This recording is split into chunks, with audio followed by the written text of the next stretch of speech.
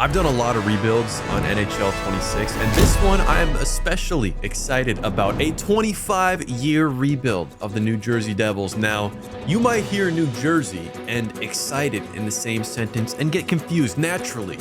Who would ever be excited about New Jersey? But listen, me personally, for a long time, I've been a huge fan of all of the Hughes brothers.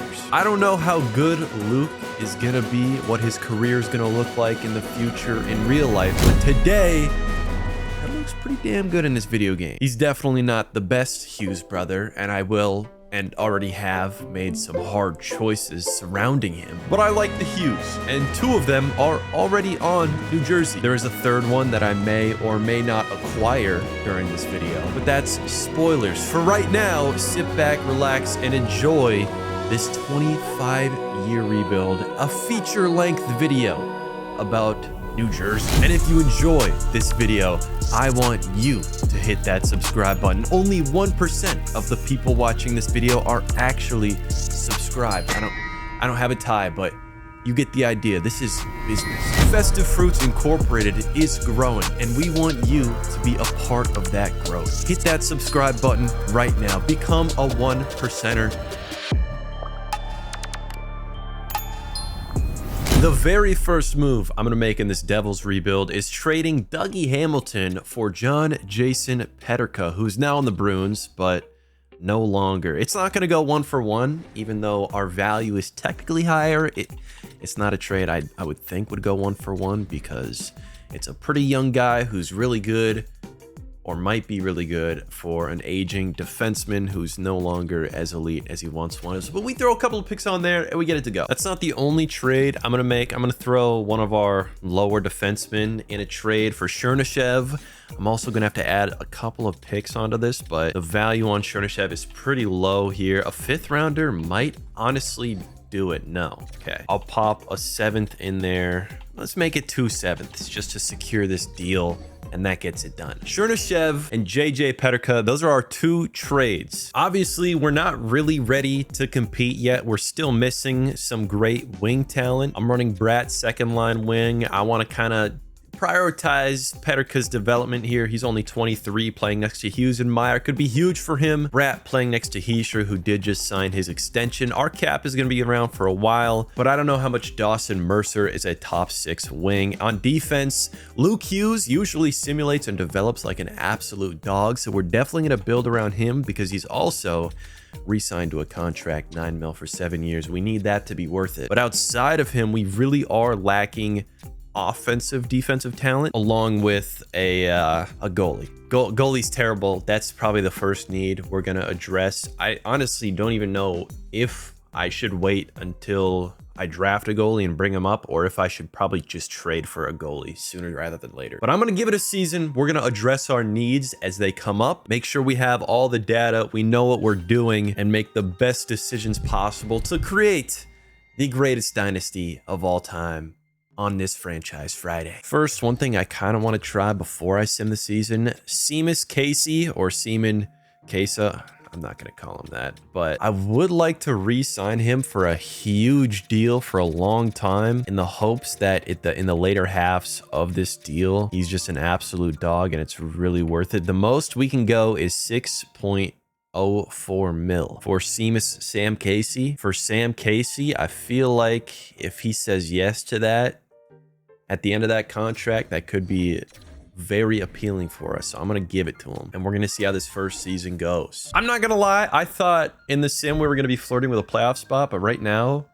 we're like the worst in the league, which I'm not mad at. I would love Gavin McKenna or any like top 10 pick for that matter. That makes this offensive core just completely solidified. Or if I want to go chase Reed with Luke Hughes and get 2 dynamic puck moving defensemen just to solidify the, I mean, shit, it sucks to lose, but this might be a blessing in disguise in like 20, not 20 years, like 10 years, because 20 years, everybody would be gone. But in like 10 years, when we have a 3-peat already, and we've got 15 more to go, this could be a blessing in disguise if we keep losing, which I'm now kind of rooting for. I'm actually going to enter the trade deadline. I don't do this often, but Dougie Hamilton is here. I do think I maybe could sell off another player. Yeah, we got Siegenthaler is in the deadline from us, and we're asking for a first-round pick. We'll see if there's any offers coming our way. Again, he is a good defenseman on a pretty great contract, but we're not going to be in the Stanley Cup by the time that contract is up, so it's not really of use to us.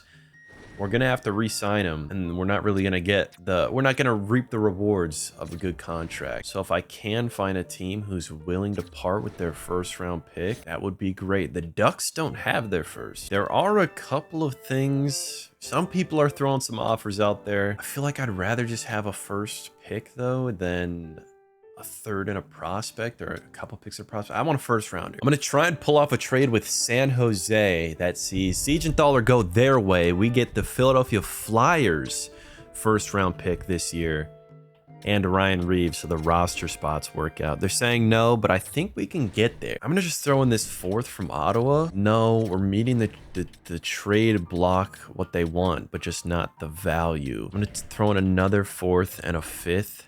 And they're saying it's just a bit low. How good do we think this Philadelphia pick is going to be? I think it'll be pretty good. Or it can be. If they go on a little bit of a bad stretch, a couple of skid marks, some shit in their pants, this could be a good pick. Siegenthaler leaves. Goodbye. We're not ready to compete. He's 28. He's on a great contract. San Jose's not ready to compete either, but they took Darnell Nurse. So they're going to take Siegenthaler, and we're going to get Philadelphia's first round pick and exit this trade deadline with a little bit more draft capital than we had coming into it. A lot more, actually. I really don't know how we're losing all these games and what this means for this rebuild. It definitely means Sheldon Keefe is getting fired. But damn, we might not even win 30 games. Fully healthy, injuries not an issue here. Is the goaltending really that bad? I don't know. But damn, we suck. And the Blackhawks made the playoffs. If we go and check out the stats, if we didn't get 30 wins, Bratt, 74 points. Hughes, 72. Hischier, 63. Luke Hughes, 55. Not a great season. Peterka, only 47 points. Shot 5.7%. Oh my God. We had nobody that can shoot the puck and actually score. Or maybe our luck was just terrible across the league. Sid the Kid leads the way in scoring, followed up by the other Hughes, who scores 97. You hate to lose, but I got to imagine that our pick is going to be pretty solid. We're the last team in the league. Are we going to start this with Gavin? I mean, let's be real. I never win the lottery, but we might start this with Gavin McKenna next to Jack Hughes. Tampa Bay wins the Stanley Cup. The salary cap goes up, and we are going to get pick number 1. Oh my God. Oh my God. We also have pick 5. Philadelphia's pick is pick 5. Holy shit. I mean, I cooked with the trade for Siegenthaler, but I didn't even do anything. Our pick is picked. We just stank ass, cheeks, and butt, and we get the first pick. Gavin McKenna is going to be a New Jersey Devil in this simulation. Holy shit. The first pick is going to be a pretty easy one.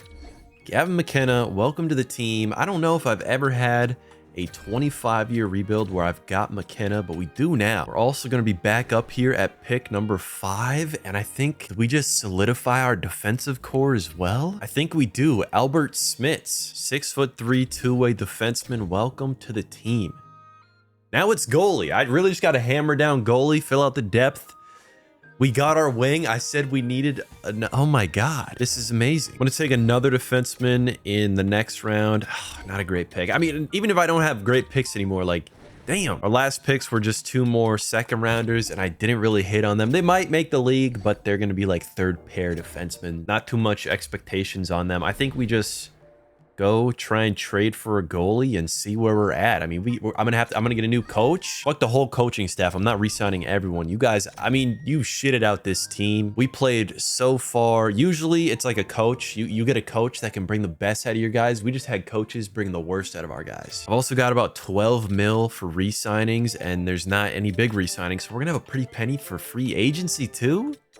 This might be my favorite start to any 25 rebuild I've ever done. Now, fast forward 10 years when I've won 0 Stanley Cups and am just monotone crying, thinking of how I've screwed this. That's not gonna happen though. We've got 10 plus cup potential here. I'm not really gonna make any crazy signings in free agency, so I might just skip to some new lines at the start of season number 2. Before we pull up the lines, I'm trading for a goalie, Carter George. Not quite a starter level, but he's 20. He's starter high potential. In a year or two, he should be a better goalie than what we have right now. And for him, I'm gonna throw in a 3rd rounder and an old ass player. In return, I'm getting a player just so that the lines work out, or the rosters, and the move is done. Our new goalie tandem is set for now. Jake Allen has a pretty hilarious contract, 4 years left at 1.8 mil. He's 30. I don't know what the fuck New Jersey's been doing with their goalies, but we fixed it. Hopefully. On the actual lineup, I'm running McKenna, Hughes, Petterka right now because I do want to just give him a little bit more. I want to give Petterka a little bit more juice. Hopefully get him to lock in. So I'm giving him those first line minutes, and this line 2 is pretty nasty. Meyer, Hischier, Bratt. Bratt is up to a 91 now. Chernyshov is on this line 3 wing spot. I don't know where his future is going to be on this lineup. Maybe as Timo Meyer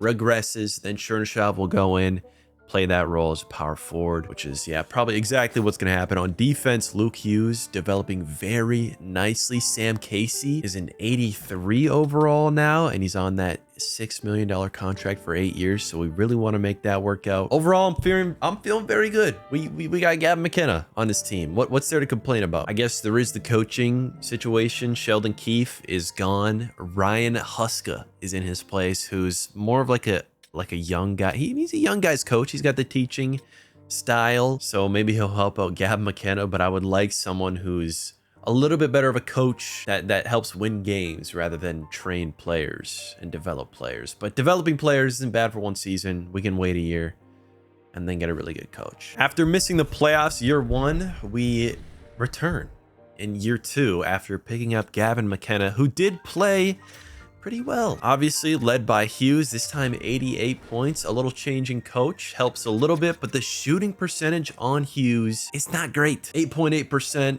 I would like that to be a little bit higher. If you made a couple percentage more points of those shots, we could be looking at 30 plus goals, almost 100 points from Hughes. Well, I'll work on that in the offseason, see what I can do about it. Luke Hughes scores 77 this season. That's great from him. He's a 90 overall. Bratt puts up 74 on line 2. McKenna gets 71. Again, a lot of minutes from him on the top line.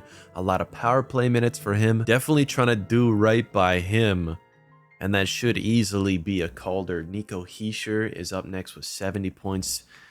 Petterka has a beautiful second season with us where he scores 70, but Timo Meyer only puts up 43, and Chernyshov is not that far behind with 30. He might overtake him before we know it, which isn't great. Timo Meyer's 30, but we've got him for a long time on this $8 million contract. It's not a crazy amount of money, especially with the cap going up, but as soon as that no move clause turns into a modified no trade, no move clause, then he might be sent out of here. Our new goalie didn't play especially well. Goalie is still a bit of an issue, but hopefully development takes care of that across the entire league. Among rookies, Stenberg also put up 71 points, and he's also on the Sharks just like he is in real life. I do think, damn, they scored the same amount of goals and assists. I think McKenna gets it though, because he's plus 24, and I know EA does care about the plus minus. On to the playoffs though. We've got Carolina in round 1, an absolute wagon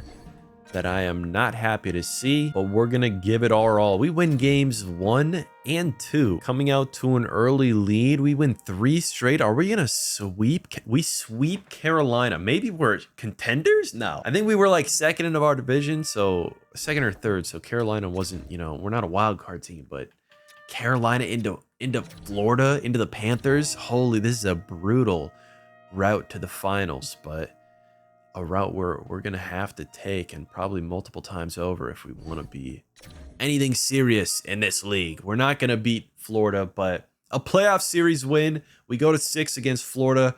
Considering what the team and where we're at right now, Gavin McKenna's a rookie. We're going to be looking a lot better. Smits still hasn't hit the lineup. Chernyshov is going to be developing 2 seasons in, and this is a dynasty well in the making. Colorado does come away with the chip, though. Gavin McKenna does win the Calder.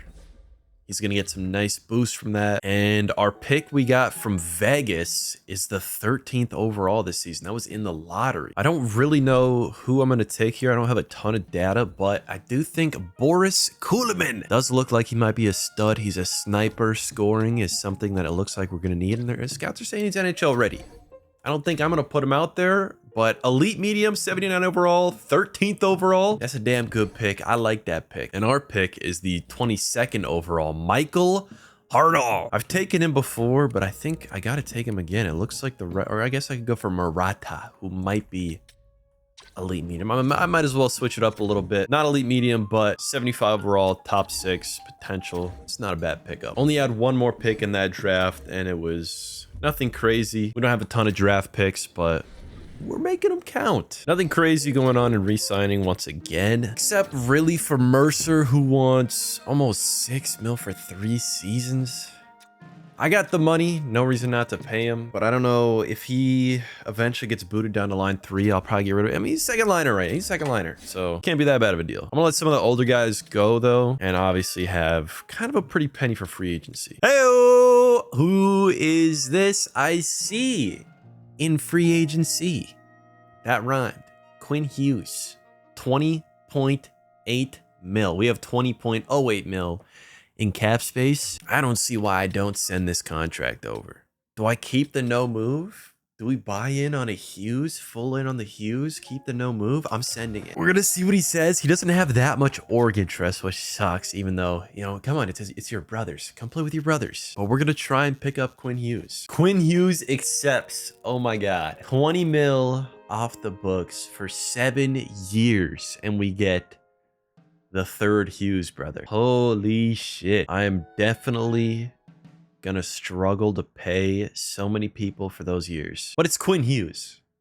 How could I say no? I did kind of want to spend some of my money on getting like some bottom 6 guys, but I kind of just spent it all on Hughes. Although there's still a couple in here that are kind of affordable, so I'll throw something together. Overall, it's got to be a positive, right? I am coming back, circling around for Michael Hartl, because I do want a little bit of cap space. Brett Pesce is getting paid $5.5 million, and I just brought in a new defenseman who I want to play in the top line with a Hughes.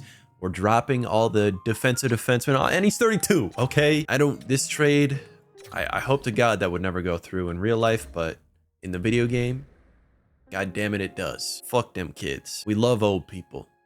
Fuck them kids. But what I'm really doing that for is not for a free agency signing, but because Chernyshев, I can re-sign him right now, and if I need to save money elsewhere and I crank this up to an 8-year extension, I can maybe get him for like under 3.9. I'll go up to 4. I'll go up to 4 mil per year for 8 seasons for sure. At the end of those 8 years, I mean, this is our probably a second line left wing for a long time. I like this deal. Damn good deal for us, not for him. I wouldn't sign that. Fire agent, but that's what I'm throwing out. We're gonna start with the goalies again. Carter George at 21 years old. Finally, we have a starting quality goaltender, and he's pretty young too.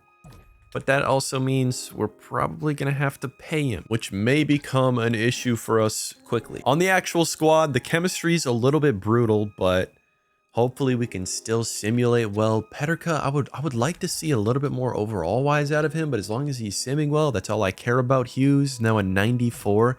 Franchise potential. He's going to be here for a very long time. Nico Hischier, Bratt. I'm putting Chernyshov on that second line now that we have him locked down officially. He did re-sign with us, and Timo Meier is definitely getting traded after this season. I'm not paying 8.8 for a third liner when I'm paying 20 mil for Quinn, which, you know, Quinn is great, but I'm going to have to skimp out in other places. My third and fourth line centers, neither of them have a primary position as center. So I do want some more depth centers, but on defense, this is where the lineup really shines. I'm putting Quinn and Luke next to each other, and then Smits and Casey on that second pairing. If we can manage to, I mean, we just have to lock down Smits, and how many more years does Luke Hughes have? 5 more years. Smits actually has, what, 3 years at his rookie? So this, I mean, this decor is going to be absolutely ballistic forever. That's not even counting Anton Siliev, who is a 21-year-old defensive defenseman who's 6'7". We're looking pretty good. I think there's some obvious issues on the offense still, but I also did get another coach. Paul Maurice, A+ in everything, a generalist teaching style. He's focusing on the offense. We've got a lot of offensive talent, so hopefully this goes well. The scheme fit's not great, but a couple of conversations, we can get that hammered out. And I think we're a Stanley Cup team relatively soon. And Paul Maurice thinks right now we're good enough to compete for the cup. I'll agree, man. We got Quinn Hughes on here now. In his first season with us, Quinn Hughes is 3rd in league scoring with 32 goals. He was ripping shots, 67 assists, 99 points behind McDavid and Makar. I will say the very first season that I simulated, he did win league MVP for that season. So Quinn Hughes he's not just a great defenseman, he's, you know, an MVP level defenseman. Looking at our team though, obviously he led the way. Jack Hughes with a small step back, but the scoring is a lot better. 33 goals for him. Luke Hughes overshadowed by his brother, but still playing amazing, almost a point per game. Bratt, 70 points, amazing. McKenna with a little step down, but that's all right. Same thing with Hischier. Chernyshov scores 48 points, 20 goals. Remember, that's the last year of his ELC. He's now got 8 seasons at $4 million. That might be the best contract of this entire video. Jason Peterka scored 37 points. That's like heinous. Like, I got to trade you. I don't know. I mean, I switched up my coaching. Maybe that had an effect on it, but 47 to 70 to 37. Maybe we give him one more season, but it's a $7.7 million price tag for a player that's playing like a bum. Overall, we win 52 games. Good enough for 2nd in our division. One of the best teams in the entire league. In fact, 2nd in the league. We're coming in as big dogs. We're facing another elite defenseman in Zach Werenski and the Columbus Blue Jackets in round 1. But afraid we are not. Last season, we swept the Canes in round 1. This season, it looks like we're not going to pull off a sweep. In fact, Columbus has a lot of fight in them, but we have a chance to win in 6. We can't pull it off. It goes all the way to 7. We're going to play Buffalo in round 2. We're going to drop game 1, but show a little bit of fight back in us, and we're gonna lose in round 2 again. Damn, we pick up Quinn Hughes and we can't get past round 2. Petterker's got to go. That's what I know. He's got to go. The right wing, I have Bratt, and I need someone else. I need depth centers. Goaltending's figured out, defense is figured out. Right wing, depth centers. That's my goal this offseason. Actually, maybe I don't. Well, I kind of still need a right wing, but Boris Kulemin, I don't know if you remember him, drafted in 27. He's right-handed. He's technically a left wing, but maybe we could add a little secondary position, get him on the right side. We need a little bit of goal scoring. He's a sniper. So actually, I don't need to trade for or trade Peterka to get that wing. I'm gonna trade Peterka, I think, for something else. I don't know yet. Peterka has almost no trade value. I'm giving him back to Boston for Fraser Minton. 1 for 1? No. Well, maybe I can scrape together a couple of depth. Actually, I feel like will a 7th rounder alone get this? No. I'm going to need the classic 6th and 7th round picks on there, and it's a done deal. Fraser Minton, our 3rd line center. Peterka, dead to me. Round 1, pick 1, Milan Kuznevich. He's got an ability. That's a no-brainer pick for me. 74 overall center. That's another depth center in the future. Maybe a 2nd liner, maybe, if the development is really good. And Craig Ramsey in round 2 also already has an ability. 78 overall left wing sniper. There we go. And those are, once again, the only picks we have. I really just have one re-signing that I have to do. One important one. I've done legitimately every single other one. So there's just one left. Lenny Hamanejo, right wing. We need right wings. This guy, elite low potential, 82 overall. It looks like this is another steal of a deal, potentially. 8 years, $2 million per year. I'll take that deal. 3rd, maybe 2nd line winger, but probably 3rd line, locked up for eternity. Before we hop into free agency, I said I was trading Timo Meier, and I am. I'm trading him for Oscar Hemming, a power forward who's got some solid defensive stats and is going to be a 3rd, 4th line center. Definitely could turn into a lot more down the line. He's only 19, but in a couple of years, you know, he's a depth player for us for now. They are saying we need to add a little bit more onto this, and I think a 7th rounder next season is going to be enough. It is. Next move, I'm going to do some little re-signings again before free agency. McKenna doesn't really want a long contract, so I'm going to wait on him. But Fraser Minton, I think, will be a perfect long-term third line center. And I think I can get that for like 3.5 mil maybe for 8 years. Less, maybe less. I'm going to go with 3.5 just because that's a good number. And we're going to lock in Fraser Minton for the long haul. And actually, Gavin McKenna's only asking for 1 season, but I'm gonna just give him 8 and see what that takes. They're saying 13.5, but in his actual interest, it's a little bit above that. I'm gonna give him 13.5 or 13.7 with a no move on that. See what he says. If not, we can always wait. The rest of my money, I'm gonna spend in free agency on some low risk goal scoring like Chris Kreider. No big moves outside of them. I kind of want to save my money for re-signings and making sure I get McKenna locked. Everything else, I don't want to give out a big contract, even though I have the money. Or I don't want to give out a big contract to a new player in free agency. Last deal before we go ahead. The rest of my cap space, I'm going to try and get a little extension off on Carter George. 6.3 mil for 5 seasons. He's up to an 88 overall already. Elite medium potential on him now. I really do want to lock him in. And Gab McKinnon and Fraser Minton both said yes too. He does accept. That's perfect. Oh my God. We're gonna have so many good contracts. Doesn't even matter that we're paying Quinn Hughes 20 mil. Staying with the goalies, we now have an excellent tandem. Both are 22. Carter George is locked up. Mikhail Yegorov. We don't even need a lockup because he's our backup. He's not that important to us. On to the offense. The chemistry is still an issue, but I'm putting Boris Kulemin on that line 1. I'm going to give him a little chance to go for the Calder. Chernishev developing really nicely. Liam Ogren I picked up along with Sam Steele in free agency. And Fraser Minton is our new third line center. On defense, you know how it is. Things are great. Smits had a pretty good rookie season. Casey, not progressing the way I want him to in 3 years, If he's not a $6 million player, we'll just get rid of him. But for now, I'm happy with this defensive core. I'm really happy with this team. I mean, we shouldn't be far out at all from a Stanley Cup. My, oh my, it's been like 2 days. For me, for you, it's been an instant. But in the game, Gavin McKenna, 94 points, a 53-win season. Now, not only is he scoring 94 points, but 94 points is the most in the entire league. Second place, Jack Hughes. What could have possibly allowed, what could have caused this serious uptick in scoring from our best players? I think it's the rookie, Boris Kool-Aid Man. Scores a league-leading 45 goals when no one else even scored 40. His goal scoring helped open up Gavin McKenna and Jack Hughes and their goal scoring, their playmaking more accurately. Boris Kuhlman, I think, is going to have a really bright future on this team. And there were impressive performances all around.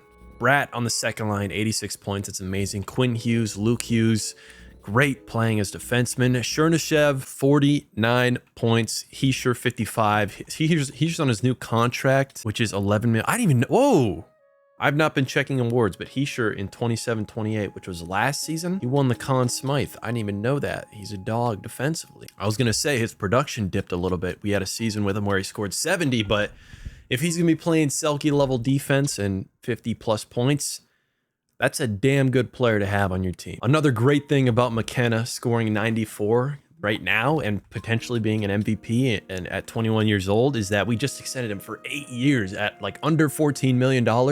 If I didn't try and push for that 8-year extension and just gave him the 1 year for $9 million, imagine what he's asking for now. Great decisions have been made. We got a rookie that's absolutely nuts, and we're a great team. I think we're second in the league. We're a top team. We should be looking to win a Stanley Cup like right now. Any season now, we should win it. We're contenders fully. And in round 1, we have the Philadelphia Flyers, which does look like it's going to go our way. It does. We've won in round 1 every series we've been in. And that's not going to stop now. Round 2 is in Buffalo. Hopefully we can get to the conference finals, though. We go up 2-1, but drop down. We can clinch it in 6, though. There we go. And it's the Ottawa Senators, our conference finals matchup. Ottawa, not a team I'd expect to see, but we beat them in 5 to face the Seattle Kraken in the finals. Who's on Seattle? I feel like sometimes I see Seattle, they're absolutely nuts. Other times they're complete buns. And this team, honestly is a little bit closer to buns than it is to nuts. The defense, I mean, it's such a mid team right here. Well, looking at their squad, I mean, Seattle looks like a wild card team, but they're in the finals. They're in the finals, so we can't take this matchup easy. I'm simulating the first 3 games, and we're gonna go down 2-1. Seattle must have some serious firepower, but we fight our way back up to 2-2. And game 5, ever important, we take a loss. We are on the back rope in the Stanley Cup Finals against Seattle, a team we should be better than, and they've got us down pinned, down by 1. The second I press A, we're gonna simulate the last period of game 6. If we don't score here, it's over. But we do. Oh my God. Hischier, Casey, Ogre, and Bratt. Holy shit, 4 goals in the 3rd period. Not to win, but for a chance to go to game 7. Holy shit, what a comeback. Seattle Kraken versus New Jersey Devils, game 7 of the Stanley Cup Finals, looking for our first cup this video. And Hughes, Siliev come out guns blazing in the first period, put us up 2-0, but Bobby McMahon gives them a little bit of juice in period number 2. I'm going period 3, minute by minute. Game 7, Chernyshov gives us the 2-goal lead, but Matty Beniers is on the hunt. It's tied up by Evans. Oh my God. A tie game. I think with like 4 minutes left. No, I'm gonna let it go. I'm gonna go to 3 minutes left. I'm hopping in. We're gonna have it on superstar difficulty, and I'm gonna try and finish this out myself. I don't love hopping in because usually I win, but who knows? I know. We have the Hughes. They're super fast. Gavin McCann. I mean, come on. We're winning this. We're starting with our 4th. Oh, goddamn. Losing the puck right away. I think I gotta keep 4th line out here just to get possession, and then I bring out the top dogs. Oh, boom! Oh, shit! Oh! Holy terrible turnover. I pressed the wrong button. Bad icon passing. Quinn Hughes, though. Up to Jack Hughes. Jack Hughes, burn. Backhand. Oh my God! Holy shit! What a save. This is up to Luku. Wait, is 44? Wait, why? Oh, whatever. Just give it up to Jack. Jack over to McKenna. Look who's coming up the middle. Oh my God! Kool-Aid Man! Holy shit! That's how this whole season has been, though. We got the Art Ross Trophy and the Rocket Richard Trophy. That top line, as soon as they got Kool-Aid Man, that guy that can punch that shit. It's not over yet, though. That wasn't an overtime game. I can't believe that. Look who's coming up the middle. What a finish. What a tuck. Good pass. He's got fucking wheels. I probably should have went in and showed you guys his stats, though, but he's got wheels. Coach is getting lit. He did have, what, 13 goals? That's a lot. He got a lot of goals. So I don't know who's going to be our Conn Smythe winner, but looks like we're clinching our first Stanley Cup. Get Nico Hischier, the Selke winner, to come out here and salt this game away. Just win that face-off back out to Smits. 7 seconds left. I don't think Seattle, they're pulling their goalie. They're not going to have enough. 2, 1. They get 1 shot. We block it, and that is our first Stanley Cup of the video. Was that year 4? Year number 4. Seattle had us. They had us dead to rights, up by 1. 1 period left, game 6 to clinch it for them. And what do? We score 4 in that period. We come in here from Hughes to McKenna to Kool-Aid Man. The dynasty begins. The dynasty begins. Who is the Conn Smythe winner?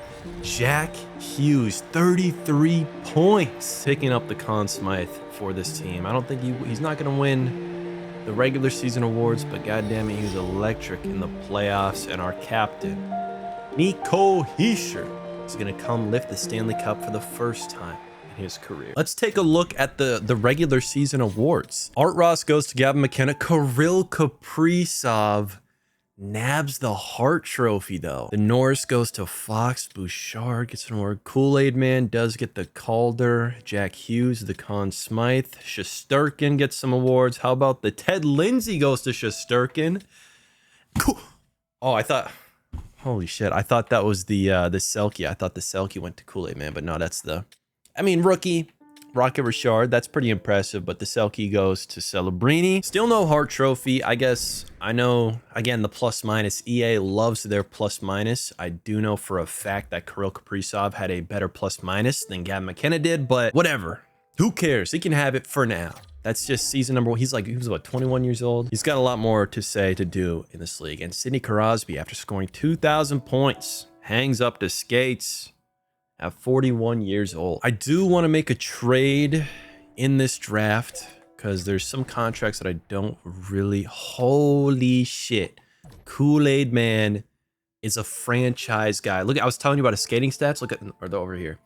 96 excel, 96 agility, balance endurance, 98 speed. And he's now a franchise high. Holy shit. That was a great fucking pick. 13th in 2027. Everyone, should have been #1 pick in the draft. That's the Maddox Schultz year, right? No, no, that's Landon DuPont year. We're definitely big winners of that draft. Okay, here's the trade I want to make. The two contracts I do not like are Dawson Mercer, who I'm paying 5.6 mil, and he's just not having a big impact on the team, and Jonathan Kovacevic, which is definitely how you say that name, who I'm paying 4 mil for 2 seasons. I'm going to start with Mercer, and I'm going to send him off to Carolina for Penkin.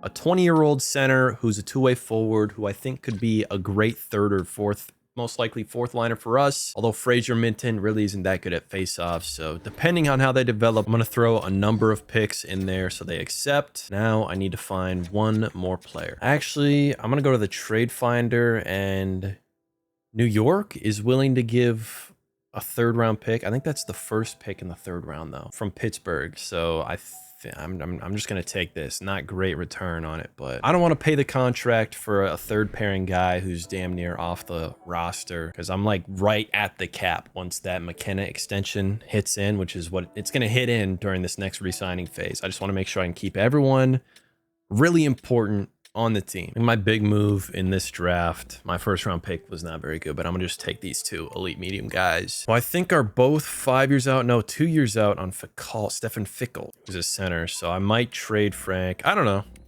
Always helps to have good prospects that are worth a lot. Fickle might just be a long-term guy though. 70 overall, two-way forward, elite medium in round 3. There's a few players I really want to keep. I think Steele, Glass, Kurashev, and Girk in re-signing. I like those guys in my depth. I don't even know if Kurashev played. I'm not gonna lie. He didn't, but I'm gonna keep him because he's got okay defensive stats. Sam Steele wants 3 years. How was he in my 4th line? Like, how do you play? Pretty good. 24 points plus 15. Oh yeah, 105 hits, almost 40 takeaways. That's what you like to see for a little 4th liner. Oh, never mind. Girk is leaving us. He wants 4 mil, which isn't crazy, but when you got so much talent that just wants to hit the lineup, you can be a little picky. I've got 7.5 mil for free agency, so nothing crazy is gonna happen. I'm gonna probably just go to the lines. Never mind. This is my big free agency move right here. Free agency just opened up. Re-signings opened up.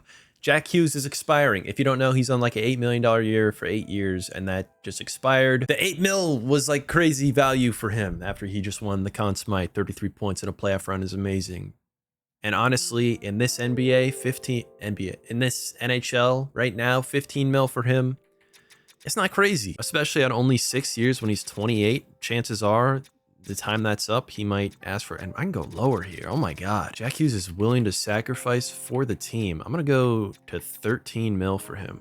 Less than Gavin McKenna. Does he accept that? He does. Forget free agency altogether, actually. I'm going to completely avoid it. I have one other deal I really want to make, which is Smits, who wants 4 years for like about 6 mil. But if I crank this up to 8, put a no move on the end of it, how high can I go? Not quite to 8 years. 7 years for like 7 mil for Albert Smits, and our defensive core is going to be amazing. I mean, that's a great deal. Why are people so okay with taking like so little money for such a long term in New Jersey? I thought everybody hated New Jersey. He accepts Albert Smits on the team. The lines after our Stanley Cup victory look very nice. Gavin McKenna is a 92, Jack Hughes 94, Kool-Aid Man all the way up to an 88, franchise high potential. This first line is nuts. And on the second line, Chernishev, I want to see a little bit more development out of him, but he's playing very well. So is Nico Hischier and Bratt. Got Minton and Steele as our depth centers. Things look great. On defense, I made a couple of cuts here, but we still look amazing. Smits now locked up forever at a $7 million per year price tag. I mean, I can't stress enough that, yeah, he's getting a little bit shafted in the minutes, but this is like a top pairing guy. At least that kind of potential on most teams. We just so happen to have two great Hughes brothers on our top pairing. Between the pipes, things are also great. Carter George, 87, backed up by an 85, and Carter George, who is 5 years left at $6 million. This team is great right now, and it looks like we're just going to keep getting better, but I'm still going to keep my finger on the pulse. We don't want to let anything slip. We don't want to let any weakness come in. We're going to ride our success like we want it to absolutely cream pie the shit out of us so we can get pregnant and get that goddamn baby money for 18 fucking years. I'm riding this shit like it's Travis Scott, yo, and you will be paying for that fucking child support. I'm riding this shit like it's Anthony Edwards, and I want that fucking money. That's how we're gonna ride this team. Another season down the drain, and we had the best offense in the league. 47 wins, a little bit of a step back. McKenna, only 92 points, a humble 92, but Quinn Hughes pops all the way up to 87. I don't know what happened to his brother Jack, who went down a little bit, but we'll take it. All around great performances. Kuhlman stays pretty steady, around 40-ish goals, but 30 assists this time. Chernishev making slow but steady progress. The second line struggled a little bit in the plus-minus category. Bratt was negative. And if we take a quick peep across the league, I don't think we're winning any individual awards. McDavid scores 99 points and the most goals in the league, so he'll probably have a lot to take home. They're going to make McKenna wait and earn that Hart Trophy. But first, right now, we got to be concerned with that Stanley Cup trophy. The Washington Capitals are our opponents in round one. They do beat us the first two games. We're coming in to defend our title, and we're on watch to get... We just got swept. We're not even on fraud watch. We're frauds. We just got swept in round one after winning the Stanley Cup. I can't believe we just lost in round one.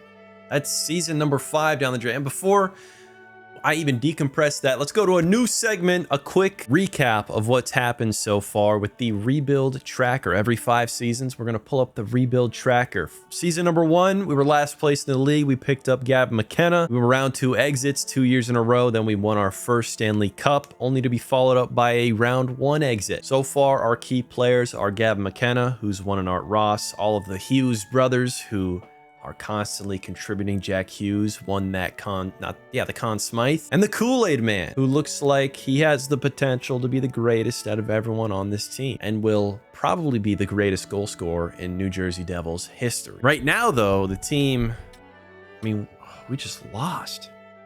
I'm going to do a quick little deep dive this offseason. I'm going to skip it. I'll bring you back with a recap when I put the lines together. The lines are very similar. I really didn't make that many moves. The only thing, I didn't make any moves. I didn't get any new players. Some of the guys I had to restrict because I'm so tight on the cap. That Hughes contract is really hurting us right now. He did win a Norris last season, but I mean, we got 4 more years at 20 mil. He's that type of player, but goddamn, I got a lot of other great players. Most notably at the end of this season, Kool-Aid Man and Bratt both coming off their contracts. There's going to be some hard decisions to make. So while I did skip the offseason, it's really next offseason is going to be a huge one for this rebuild. I'm going to run through this season, see what we can get done, and then we're going to have some great big moves to make. Ladies and gentlemen, we had a season and a half. Before I go in, break down the stats, we look at our record. I do know the moves that I want to make in the offseason. The first one I want to make right now before the playoffs, though,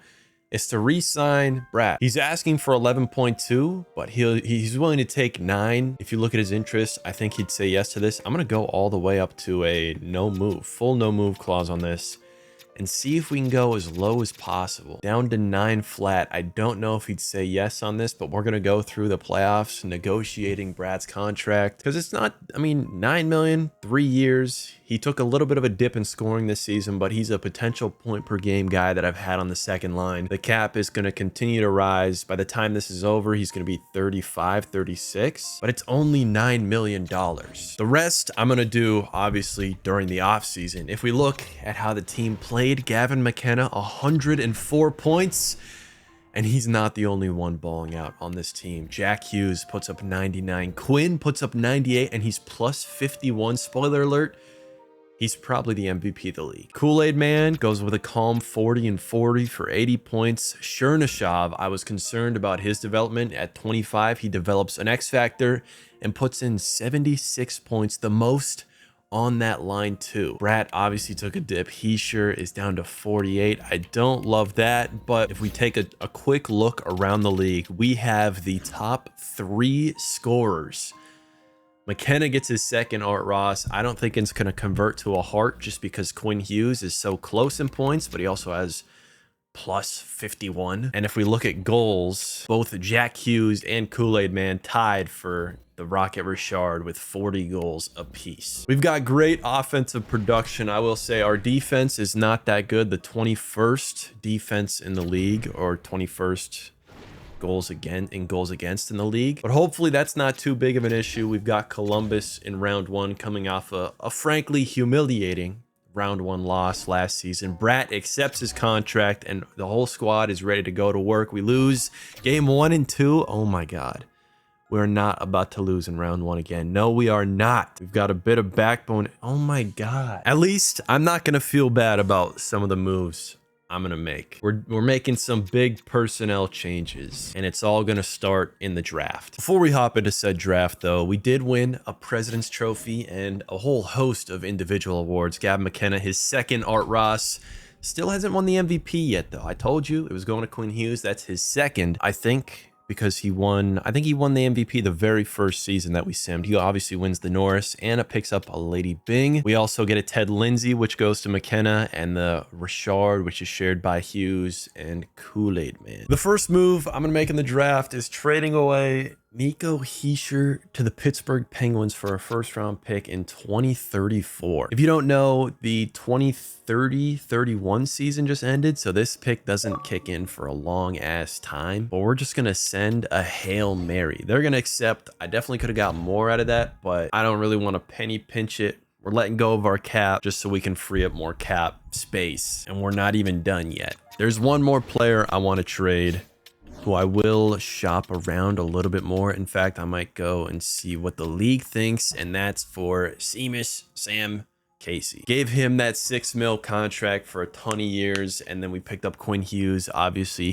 then we got Smits too. He just can't play that big of a role on this team, so we're gonna find somewhere else for him where he can play at least 20 minutes a night. Trade Finder comes up empty, so I'm gonna have to find a home for him myself manually. I'm gonna try and get the 14th overall pick this season from Utah. I'll have to add a player so that the rosters work out, and I don't think it's gonna go 1-for-1, but I think if I add a couple of my own picks in here, we can walk out with another first rounder this season. I'm gonna go with a 4th and 5th, and that's all it takes. 14th overall pick for Casey. With that pick, I'm kind of tied between Aubin and Bartkowski. I think obviously I have to go with the better name, Graham Bartkowski.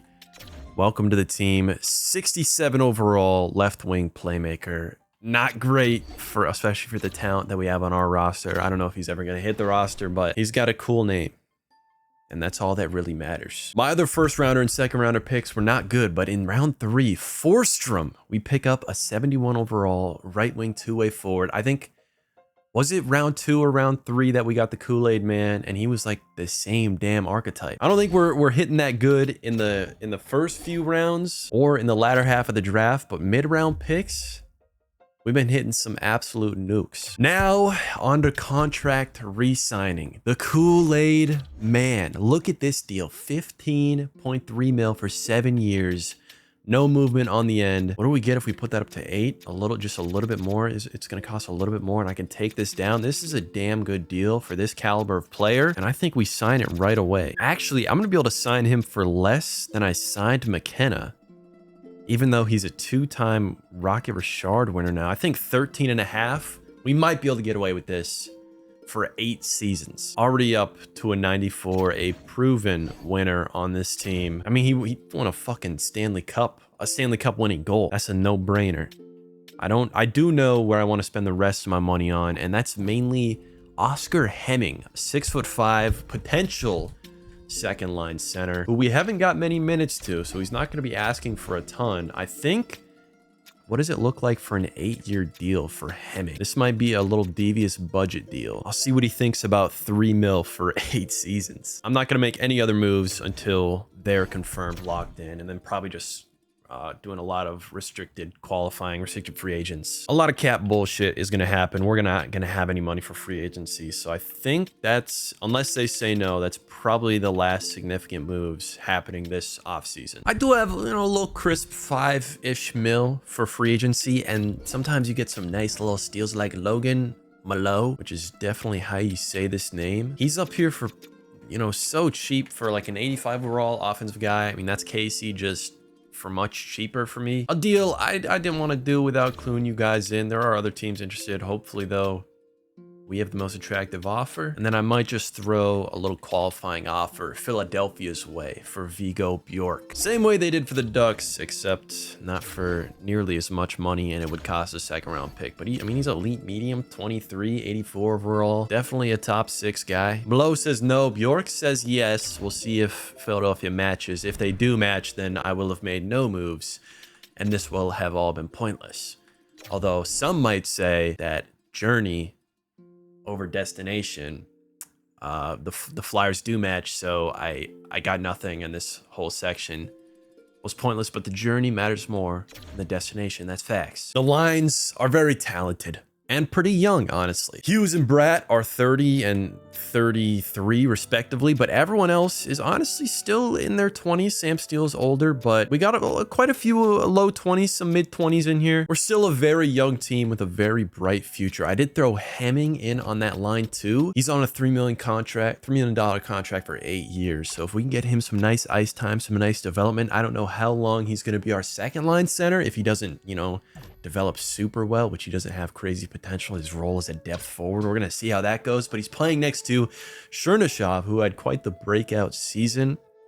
Hopefully he can maintain that production, even though Hischier's no longer here. Bratt, though, re-signed for 3 more seasons. Things are looking kind of better, I'll say. On defense, we are obviously missing Casey, but that's fine. Smits is still a dog. The Hughes brothers are great. Luke Hughes, last year of his contract. There still are always questions. The roster is always evolving between the pipes. Carter George, he's a great overall. He's on a pretty good contract, but he's not been simulating that well. We've had one of the worst defensive, I don't know what the fuck I'm trying to say. Just run the season. We go back to back on the President's Trophy with 52 wins this time around, led by Quinn Hughes with 109 points. He is making himself one of the greatest defensemen of all time. Kool-Aid Man Jack Hughes. A little bit of a step back for Gavin McKenna. A modest 76 points. I would like to see a little bit more from him, but we've been seeing a lot from him recently. I'm not worried about it. Chernyshov, step back from him too. Hemming, honestly, a great season from him. 35 goals. He was playing with 2 very good playmakers, so I don't know how much of that is his production, especially when I look at his stats. He kind of looks like a great 3rd line center. I'm thinking I might trade Minton, bring him in on the 3rd line center, and I have another guy to put at line 2. I have some ideas that are forming in my brain, as always, and possibly chief among them is Luke Hughes and his future. 48 points in a contract year is scary. He is all the way up to 28 years old. I don't know. He's a 93 overall. He's had some great seasons. I don't know how great he is individually. Obviously, Quinn Hughes is putting up a 109, which if we look across the league, that's an Art Ross trophy, along with 31 goals as a defenseman. No Rocket Richard. Kool-Aid Man scores 45. First time he scored 45 since his rookie season. But we're in the playoffs, and round 1, we have the New York Rangers. We've lost in round 1 in back-to-back seasons after winning the Stanley Cup. That's a little habit that we've got to break, a tradition that we don't want to keep. And hopefully we can do that against New York. We tie the first 2 games. I do think we might be in a position where this season we are going to win round 1. It's kind of like a cup or bust. Like if coach can't bring us to another Stanley Cup Finals, we're sending his ass home. Round 2 is the Washington Capitals, a series where we go down 3-1 and lose again. Yeah. I don't know if I'm keeping Coach. I don't know if I'm keeping Luke Hughes. I'd much rather have a great offensive guy, a good defensive guy, offensive guy, defensive guy, defensive guys. If this is our 6 defensemen, offense, defense, offense, defense, defense. I think if we have Smits already, I mean, let's see what Luke Hughes is asking for. 13 mil. That's not a crazy price, and he doesn't want a full no move. What does it look like if I take this completely off? If he says yes to this, I think I'm still trading him in the draft. We've had the #1 offense in the league for like the past 3 seasons, but I kind of want better defensive defensemen next to my offensive guys. So that's what I'm gonna do. I'm gonna shop around for some trades, see what I can get done in the draft. Damn, I thought after we won cup #1, this shit was gonna be easy sailing, but it's not. We didn't win the Hart. Before we go into the draft, obviously Hughes wins the Hart Ross, but no Hart trophy. Celebrini picks that up. A little bit unfortunate for Quinn Hughes. I don't know if in real life he led the entire league in point scoring. If a defenseman did that, would they not win the Hart trophy? I don't know, but we've got a lot of big decisions to make during this draft. The first thing I'm going to do is trade Luke Hughes for 3 first-round picks, just draft capital. I do think we are selling high on him. He's a 92 right now, 28 overall, 28 years old. I think he's just going to get worse and worse. I mean, how is he scoring 48 points? He was in the 60s, the 70s, some seasons. I think the moment we took Quinn Hughes, we kind of screwed him. You can't have 2, S tier #1 defensemen and have them on the same team, which is what Luke Hughes was becoming. And then we kind of took his prime away from him. So we're splitting up the brothers, and I'm picking sides here. I'm picking Quinn. Who wouldn't? We're going to ship him out for 3 firsts. They're saying it's a no-brainer. I'm saying those might be some good picks. They're picking 2nd overall this season. That is far from the only trade I'm going to be making right now, though. We're going to dump a lot of players. We're going to go for a huge retool. Next, I'm going to trade my goalie, Carter George, who has not been simming well, to the Ottawa Senators for Brock Cripps. 22 years old. He's on a $5 million contract. There's going to be 4 years left on it. He's going to play next to Quinn Hughes. It's not going to go 1-for-1, but if I have one thing right now, it is a surplus of draft picks. I'm going to throw a couple in there and get it done. My last move, I'm going to dump Minton and Haminaho. I'm going to go around and look for a place that'll give me a first-round pick for them. I'll go with the Nashville Predators, the 2035 first that they have. Do they accept that? No. The salary's an issue. Okay, I'm just going to keep going around until I get a first. New York Islanders, I think it was 2035 first-round pick. Done. None of my picks in the draft are very good, though. You could get elite low in rounds. What is this, round 7? Yeah. Hey, look at that. 51 overall. Probably never hitting the league, but maybe. There's not really any huge re-signings in contract re-signing phase. Just a little bit of housekeeping, but we should have a pretty penny for free agency, and I do have one contract that I think is going to be very good. We've got a lot of young talent here, so yeah, I just got rid of a ton of people for draft picks, so you might think we're going to be a little bit of a worse team, but I think we can still be, maybe not a President's Trophy, but who gives a fuck about a President's Trophy if we can't get to the conference finals? Before we look at free agency, Stefan Fickle is 21 years old. Coming off his ELC, he hasn't played a lick of NHL hockey, and we're going to give him an 8-year contract. Elite medium potential, an 83 overall. I think if we play our cards right, this could be a great deal. I think 3.3 mil is going to be the price. Obviously, we're going to have to give him some ice time, but in the long run, that should be a great move. Hopping over to free agency, I got a few choices here. Matvei Michkov or Shane Pinto. Actually, I might not make a big signing. I might just keep my money. Let's cool down a bit.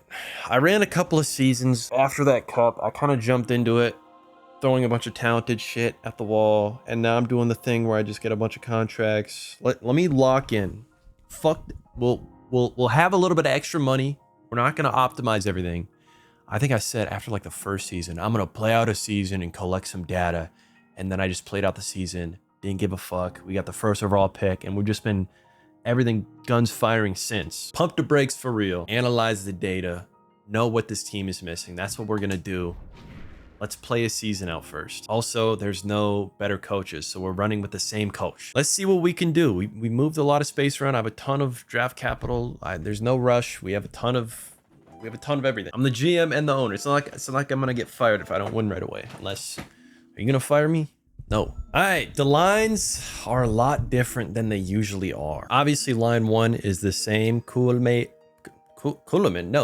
Man is up to a 95, but Fickle, he's a center, but he has 67 faceoffs. So obviously I'm not gonna put him at center. He's next to Hemming, but eventually I would like him to be my second line center.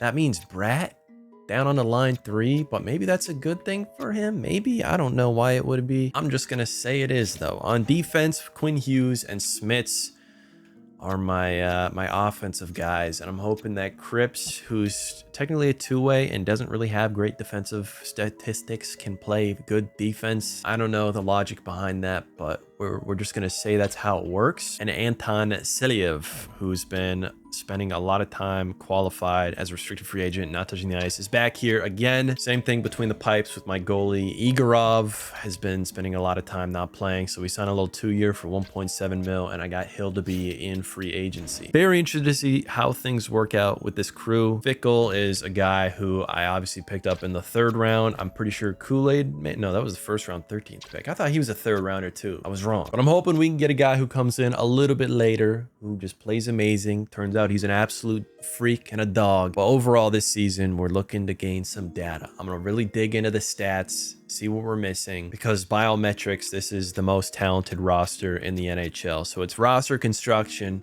and it's coaching. Those are like the only 2 things that could possibly be holding us back, both of which are everything's my responsibility. No one else is fucking playing this. What is this? NHL 27 connected GM, where you play for 1 season? Fuck, man. I really thought that shit was going to be goated for 1 second. For 1 second, I believed. NHL 27, connected GM. You were going to be able to play with all your friends and have the rest of the teams controlled by AI and go multiple. Fuck, I thought they were going to make a good feature. God damn it. They got me again. We take a small step back in our total wins category, and Quinn Hughes still leads the way, but also takes a little bit of a step back. Only 95 points from him, followed by Kool-Aid Man, Hughes, McKenna. Line 1, you know how it is. Although I'm questioning whether McKenna is ever going to win an MVP or if it's just Art Ross's for him, because at this point, Kool-Aid Man scoring more, kind of a better player. I'm not going to jump the gun on that. Chernyshev played well. Fickle. I don't know how. Fickle. There's no way that's Fickle. That has to be Fissel, right?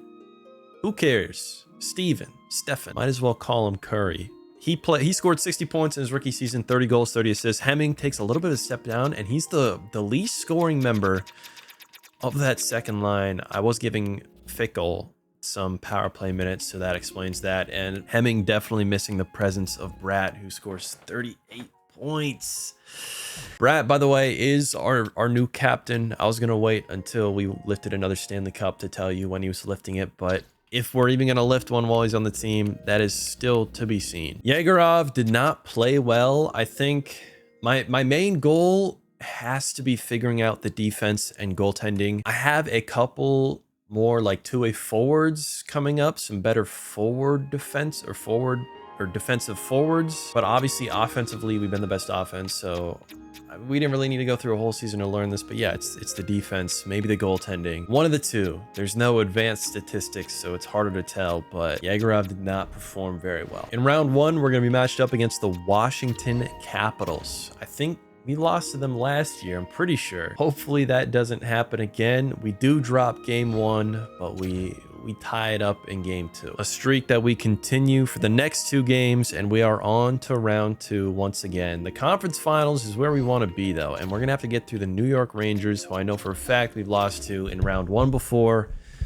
I don't know if we're just going to go on a huge run right now, because we're kind of killing the Rangers. They do make a little bit of a comeback and a push and put us on the ropes. We're 1 game away from being kicked out again, and that happens in game 7. That's another round 2 exit. Goaltending wise, I have a ton of prospects that are going to keep coming up, so I'll keep drafting elite mediums when I see them. They'll take a while to get to the league. I think I want to do 2 things. I want to hammer out I want to get more defensive focused defensemen, and number 2, in my depth, I probably just want like 2-way forwards.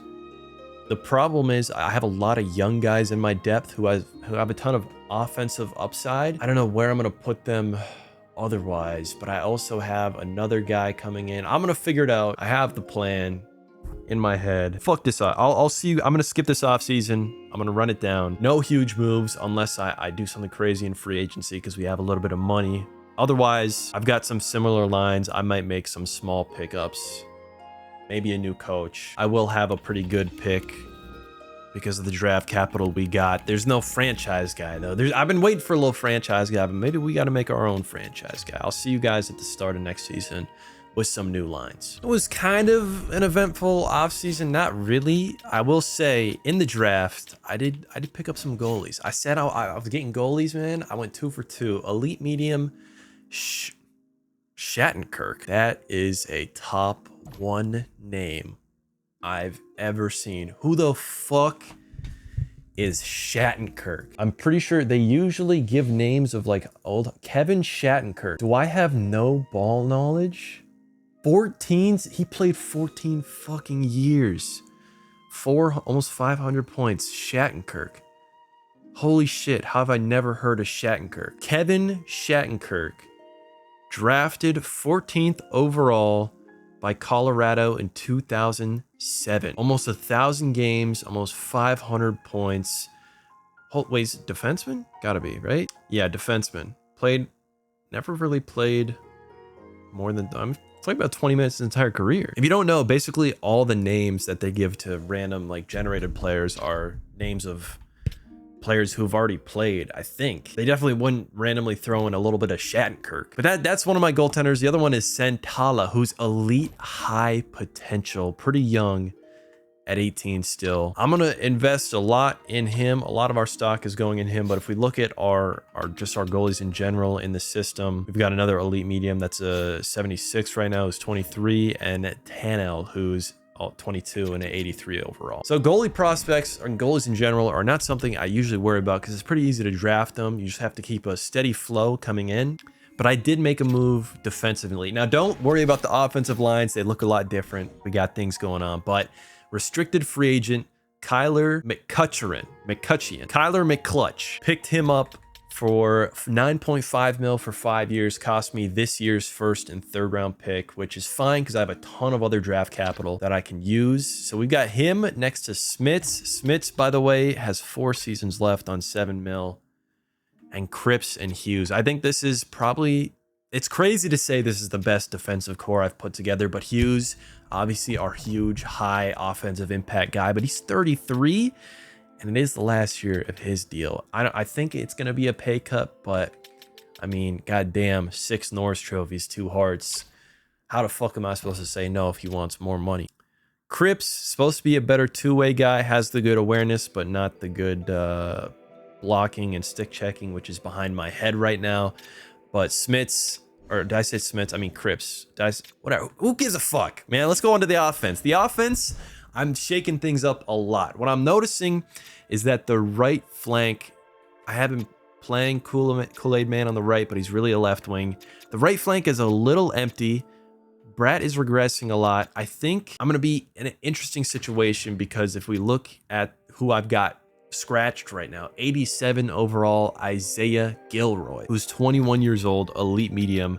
I'm scratching him because after this next season, I can re-sign him on a long deal and then we're going to put him in. But he's also a fucking left wing. However, he is a sniper, so I think I might do just the same thing I did with Kool-Aid Man, give him that secondary position and throw him on the other wing. I don't know, I'm shaking shit up because we haven't had great success. We've won a cup. We've won 2 President's Trophies, individual awards, but obviously something is preventing us. We have the talent, just we're not getting there. So I think if I put a little bit more firepower down low, a lot of these guys down here are also 2-way forwards. Hopefully that helps us out. Fickle, by the way, is an elite high now. He did, in fact, win the Calder. He's 23. He kind of still sucks dick at face-offs, but I got a lot of hope for him. It does kind of fuck with the chemistry when I put him up there, and I do want my top 2 lines to be, you know, playmaker, power forward, 2-way forward, or in case of our first line, sniper, playmaker, 2-way forward. Forstrom, by the way, new guy. I haven't even talked about him yet.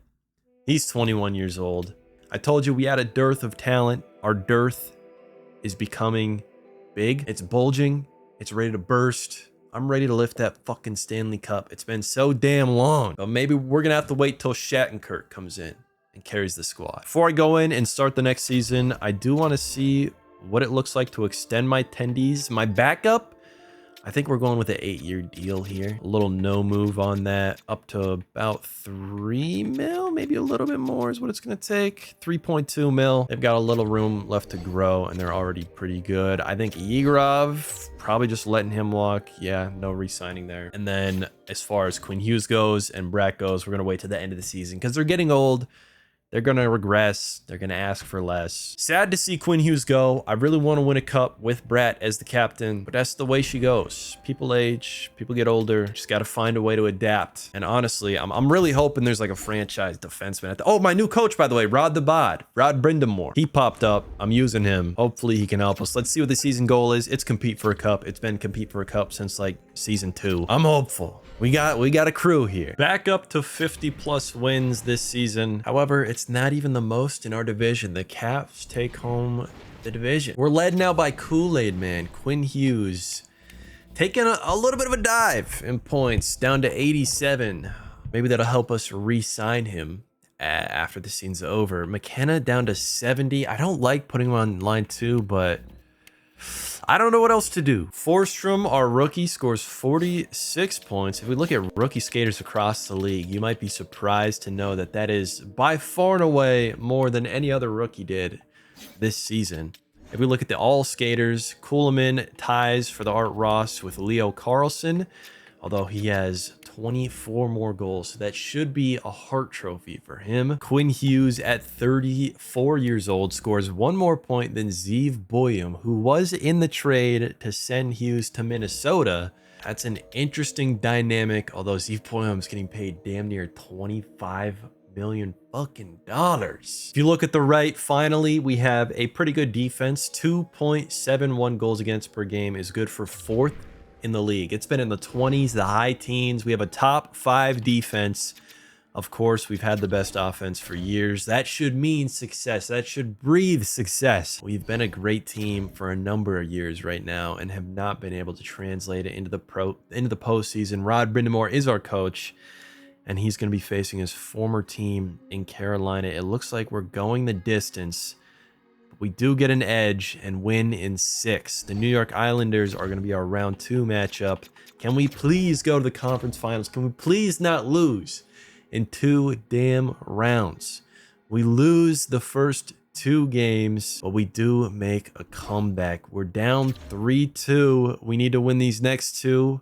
We don't. Oh my god. Another round 2 loss. Next season will be our 10th. I would like another cup before we do our 5-year recap, because this recap is going to look fucking dreadful. There is something I want to look at though, and that is our playoff player stats. So Jack Hughes and Smits play well. Our rookie plays well. Who's a disappointment? I mean, honestly, if I'm saying anyone's a disappointment, I'm pointing fingers at the top of the board. What are we going under a point per game, Hughes, when you scored 33 in our only like, damn. Kool-Aid Man, 7 points in 13 games, shot 3.9%. Igorov played well. He played well. We just couldn't score. Give it a season. Let the coaching lock in.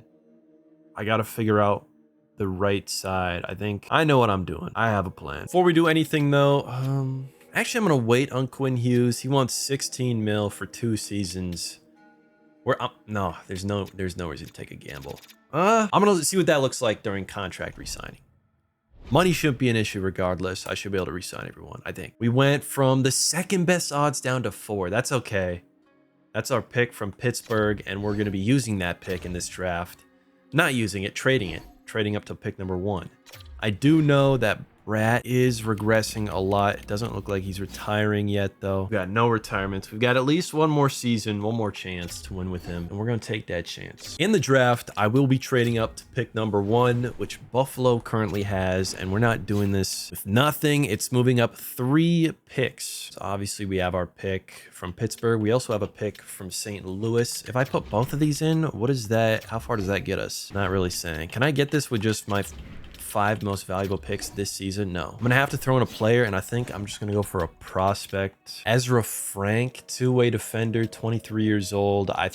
Yeah, a lot more value on him than I think he'll be worth. 2 firsts and a pretty good prospect. That's what it takes. And we're moving up to pick a franchise player. Gustavus Nestorov. Nestor, an 81 overall power forward left wing franchise player. I don't know if I'm going to throw him in year 1. I don't think I will, but he's going to be a big part of the future of this team. He might even be on the team for the rest of the video. Into contract re-signing, and Hughes wants only 1 year at 16 mil, which I do prefer because I think it's just going to go down year after year. And I'm going to go down to 15. I'm not going to penny pinch too hard on Hughes. I mean, he's done a great deal for us, although not too much in the postseason. We've got him locked up. Bratt obviously comes next, Mr. Captain, looking for around 4 mil. I don't think I'm finishing anything. I'm obviously not going to get rid of him, so I'm going to just throw a no move, go down to 3.8 and bring him on board too. Igorov wants 12 mil for 8. He's being released. We're not keeping him. I don't think there's any other huge contracts to be made, although there might be some tough decisions to be made. Penkin, we let go. I'm just gonna qualify him again. I'm probably gonna qualify a lot of people. I want to bring a pretty penny into free agency. Free agency, I'm seeing one person. Beckett Seneca, 15 mil for 6 years. Defer that a little bit.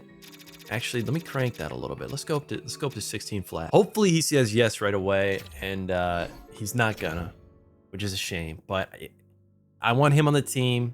We're gonna do the classic festive gambit, 1 season, maybe 2, and then trade him in the draft. But we need a right wing, and he's a right wing. Beckett Seneca accepts. We have a new forward in the top 6. Before we head to the next season though, Isaiah Gilroy, I said I was going to do the thing where I signed him to an 8-year contract, but he wants 11 mil. So not every player is stupid. Some of these guys actually have competent agents. So we're just doing a 2-year extension right now. All right. I said Seneca was a top 6 guy. I lied. I want Gilroy to win the Calder. So I'm putting him in the top 6. This second line, only line without chemistry.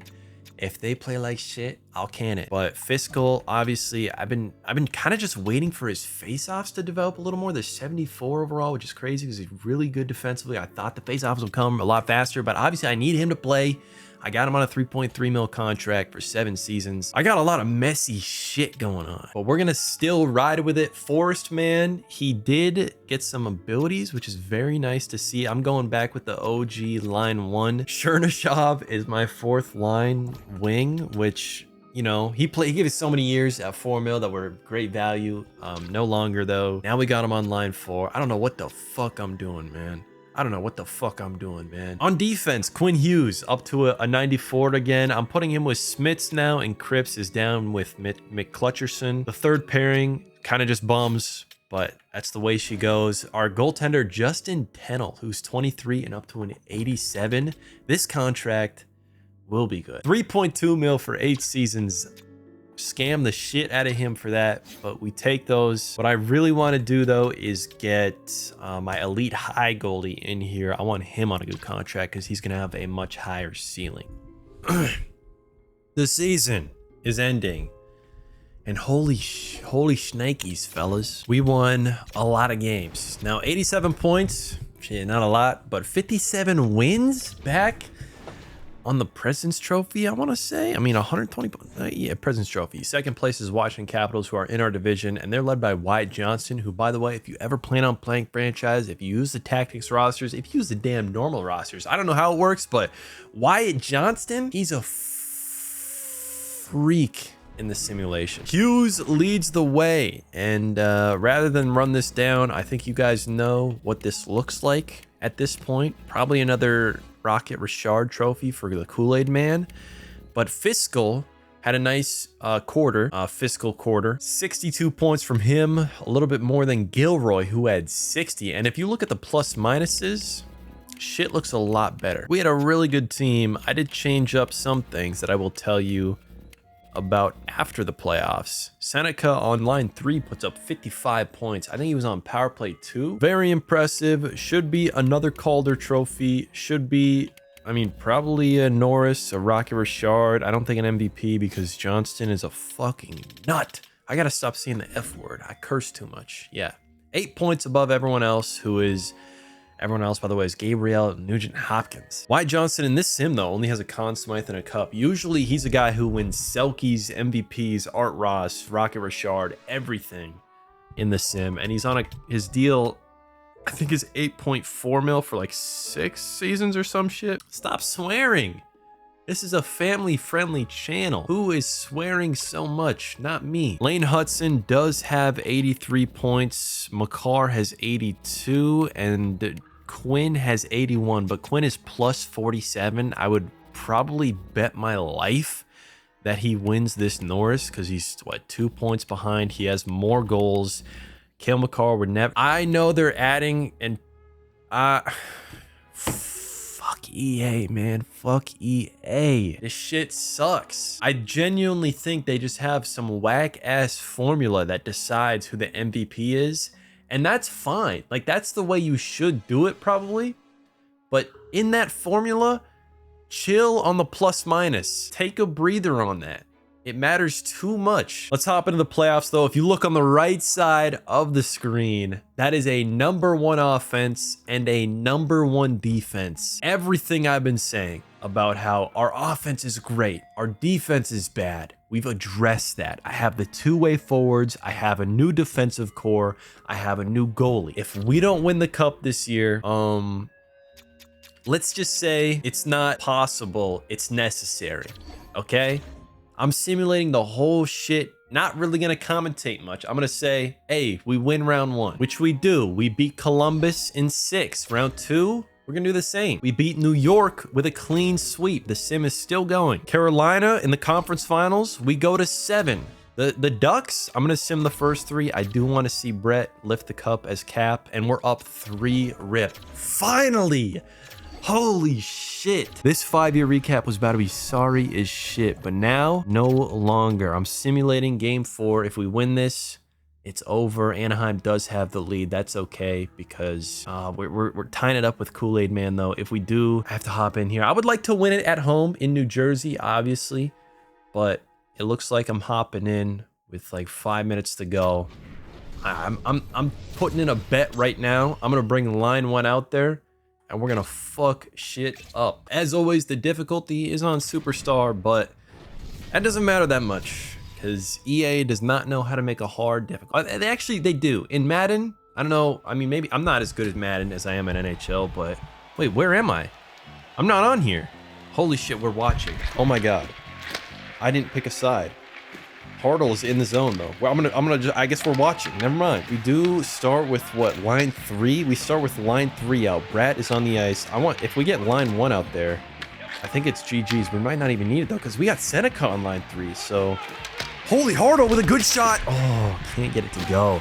We're watching. Oh, this is actually kind of fun, but if this does go, I mean, this might go a long while. The AI does suck at scoring, but hold on now. The Ducks have a chance. That's a breakaway. Good Huss. Holy shit! Dravecki! Huge back check on defense to pick that puck up, and Seneca is breaking it out to Brad. What move do we have here? Nothing. Giving it over to Glenn, and that's a turnover. Okay. We gave AI versus AI a little time, but I think, yeah, I can select the side. I can take over. That's my bad. I didn't mean it to be AI versus AI. We have like push the puck up over to McKenna. Oh, damn, good hit by them. I have less than 10 seconds left. 1 rush. We have 1 rush here. Damn. Okay, never mind. We're going to overtime. I'm taking control. We're going to win this shit. Starting with line 1 out, Jack Hughes, not Quinn, still not good at taking faceoffs. We lose that one. But Smits is good, a good defender. Get it over to Quinn Hughes. Bring this puck up to the Kool-Aid Man, who does have the wheels to just burn and the acumen to score this. Oh my, he almost had 2 Stanley Cup game winners there. I don't know. I didn't keep up at all with the stats, so I don't know who's going to win this Conn Smythe, but we're definitely winning this Stanley Cup. Kool-Aid Man again. He's got another chance here. Do we just snipe this? No, we block it in. Or no, we take it around. Here it is. Snipe it! Kool-Aid Man, not that. Huge turnover. Fickle. Backhand. Oh! That's his 4th goal of the playoffs. And it's overtime. Stanley Cup winner. Now, it is a clean sweep. It's no game 7, but it's pretty electric. That's our line 2 center right there. We are back on top. And the thing I was going to say that I was keeping a secret from you, because I feel like anytime I tell you guys that I changed my head coach, that shit never works. I got Bruce Cassidy, Rod Brindamore. Rod the Bod is out. New coach, Bruce Cassidy. And look at that. President's Trophy, almost 60 wins, a Stanley Cup. Kool-Aid man, 25 points, 16 goals. And he is our Conn Smythe winner. I don't know if he's going to stay on after this season, but I'm glad to have won another Stanley Cup with Jesper Bratt on the lineup. Not only on the lineup, but as captain of the New Jersey Devils. I don't know how much longer he's going to be around, but he's around right now to lift the cup. Finally, we are back on top. Another cup, another President's Trophy. I don't know, individually, Quinn Hughes, I told you, it's the plus minus. It's always the damn plus minus. Win another Calder. We've been winning a ton of Calders. And of course, the Jennings, we had the least goals against. And a Rocket Richard with Kool-Aid Man. Rather than recap through this, let's go take a look at the 5-year recap cheat sheet. 5 years ago, we won our first President's Trophy, but we're a round 1 exit. Next year, another President's Trophy, a round 2 exit, and then a round 2 exit, a round 2 exit to win our Stanley Cup number 2 in the same year as the President's Trophy. Looking at our key players, I'm going to say they're basically the same. There's no one else that I'm going to anoint to this list yet, although we do lose one of the Hughes. I think in real life and in this current simulation, Luke Hughes is kind of by far the least valuable, but there are a couple of names who might join this list in the coming years. One of those names being our franchise guy, Nestorov, who has not even hit our team yet, but will next season. Before we jump into next season, I do want to re-sign Quinn Hughes right now. He's simming amazing in his old age, and if we can get him, I mean, he's a full bar of likeliness right now on 2 years at like 12 mil. For some reason, he's dropping off a little bit with the org, but I'm going to send that contract out. Hopefully he accepts. There's not really any other big ticket signings I got to do. Quinn Hughes does say yes. And we should, I think we have another good pick. Yeah, we have the first odds. The Islanders were the worst team in the league. Those trades, speaking of, I think that was for Jack Hughes with the Islanders. Damn, we had the first odds. We're going down to, I mean, it's still going to be a great pick. God, we're such a good team right now. There's not a franchise guy in this draft, so that doesn't feel as bad, but we're still going to get an absolute stud. I should probably start, I mean, I'm not going to be able to replace Quinn Hughes, but I should try and get another, you know, S tier, A tier at least, offensive defenseman to run the power play. I think that's what I'm gonna look for with this 3rd overall pick. Kai Niskala, kind of a sweet name. NHL ready. I think he's gonna be in the 70s though, high 70s, which is okay. We don't need him right now, and he is a 2-way defenseman, but usually a 2-way defenseman, you can get to play pretty well offensively. And that's what I'm gonna try and do with Kai. 78 overall, elite medium. Jesus, 2-way defense. Do we take a 1st round goaltender? Why not keep the goalies running in? Similar style carry price. It's not often you see a goaltender that would go in round 1, but 62 overall, elite medium. Shit, I got 3 1st round picks. Damn. The last one did not work out as well. Rest of the picks didn't go too great either. As I said, there's nothing too crazy going on and re-signing, a lot qualifying. Although we do have Santala and Shattenkirk both wanting their ELCs.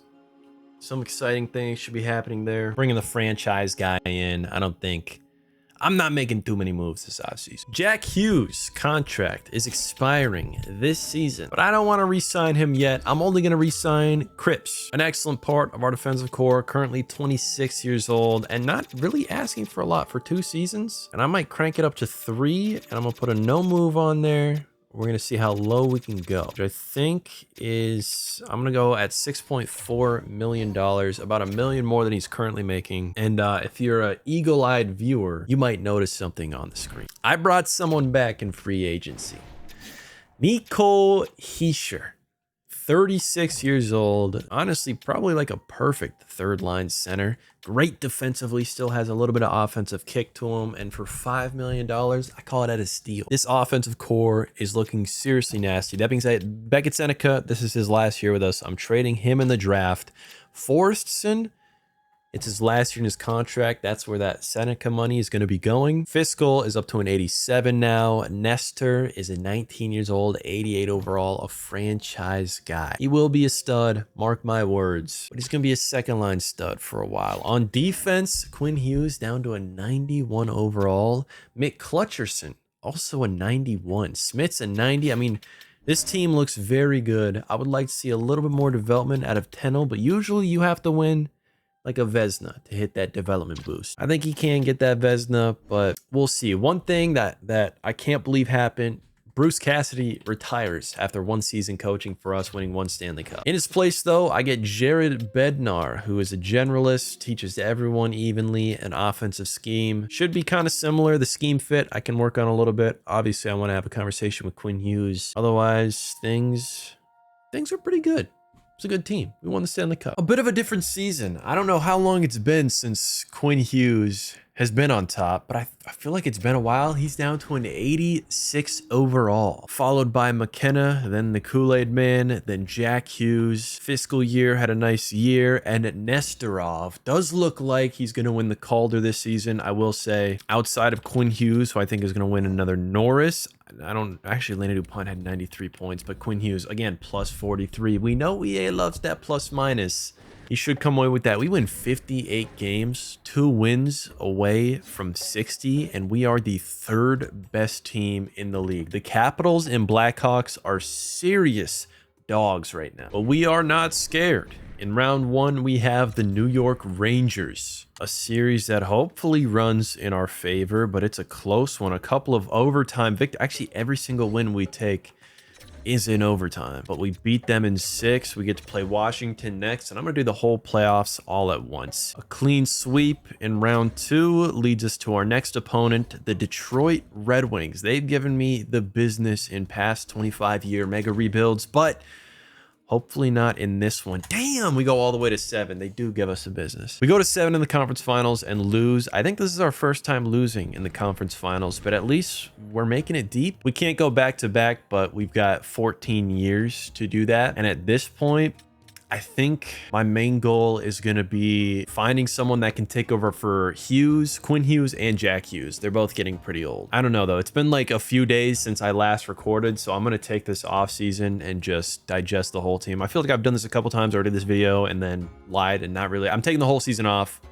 Go the lines. Before we look at the lines, a quick re-signing or extension. Gavin McKenna is up for an extension, and I'm going 7 years, 13.4 mil. I think he's going to think it over, but he's got a lot of team interest. That would be a very friendly deal for us, and he's probably going to be the best offensive player. Oh, maybe we have some other guys that might be better offensively in the coming years. Kool-Aid Man, Nestorov are the big 2 that might be. We also might draft someone. Either way, I mean, he's a focus point of this entire team. A lot of things are the same. I did trade Beckett Seneca. Obviously, we had that contract. It was the last year I could trade him. I traded him for a 4th round or the 4th overall pick for a center, elite medium center, who should not replace Hughes, but we're going to need some great center talent because that's obviously someone who's going to be leaving us soon. He's 35. Speaking of Hughes, I also re-signed him with some of that money, 9.9 mil for 2 years. Next was Forest Man, who wanted 10.5 mil for 3 years. I gave him that. He's on the 3rd line now. Chernyshov, his contract was finally up, and he takes a pay cut down to 3.3 mil. And in free agency, I picked up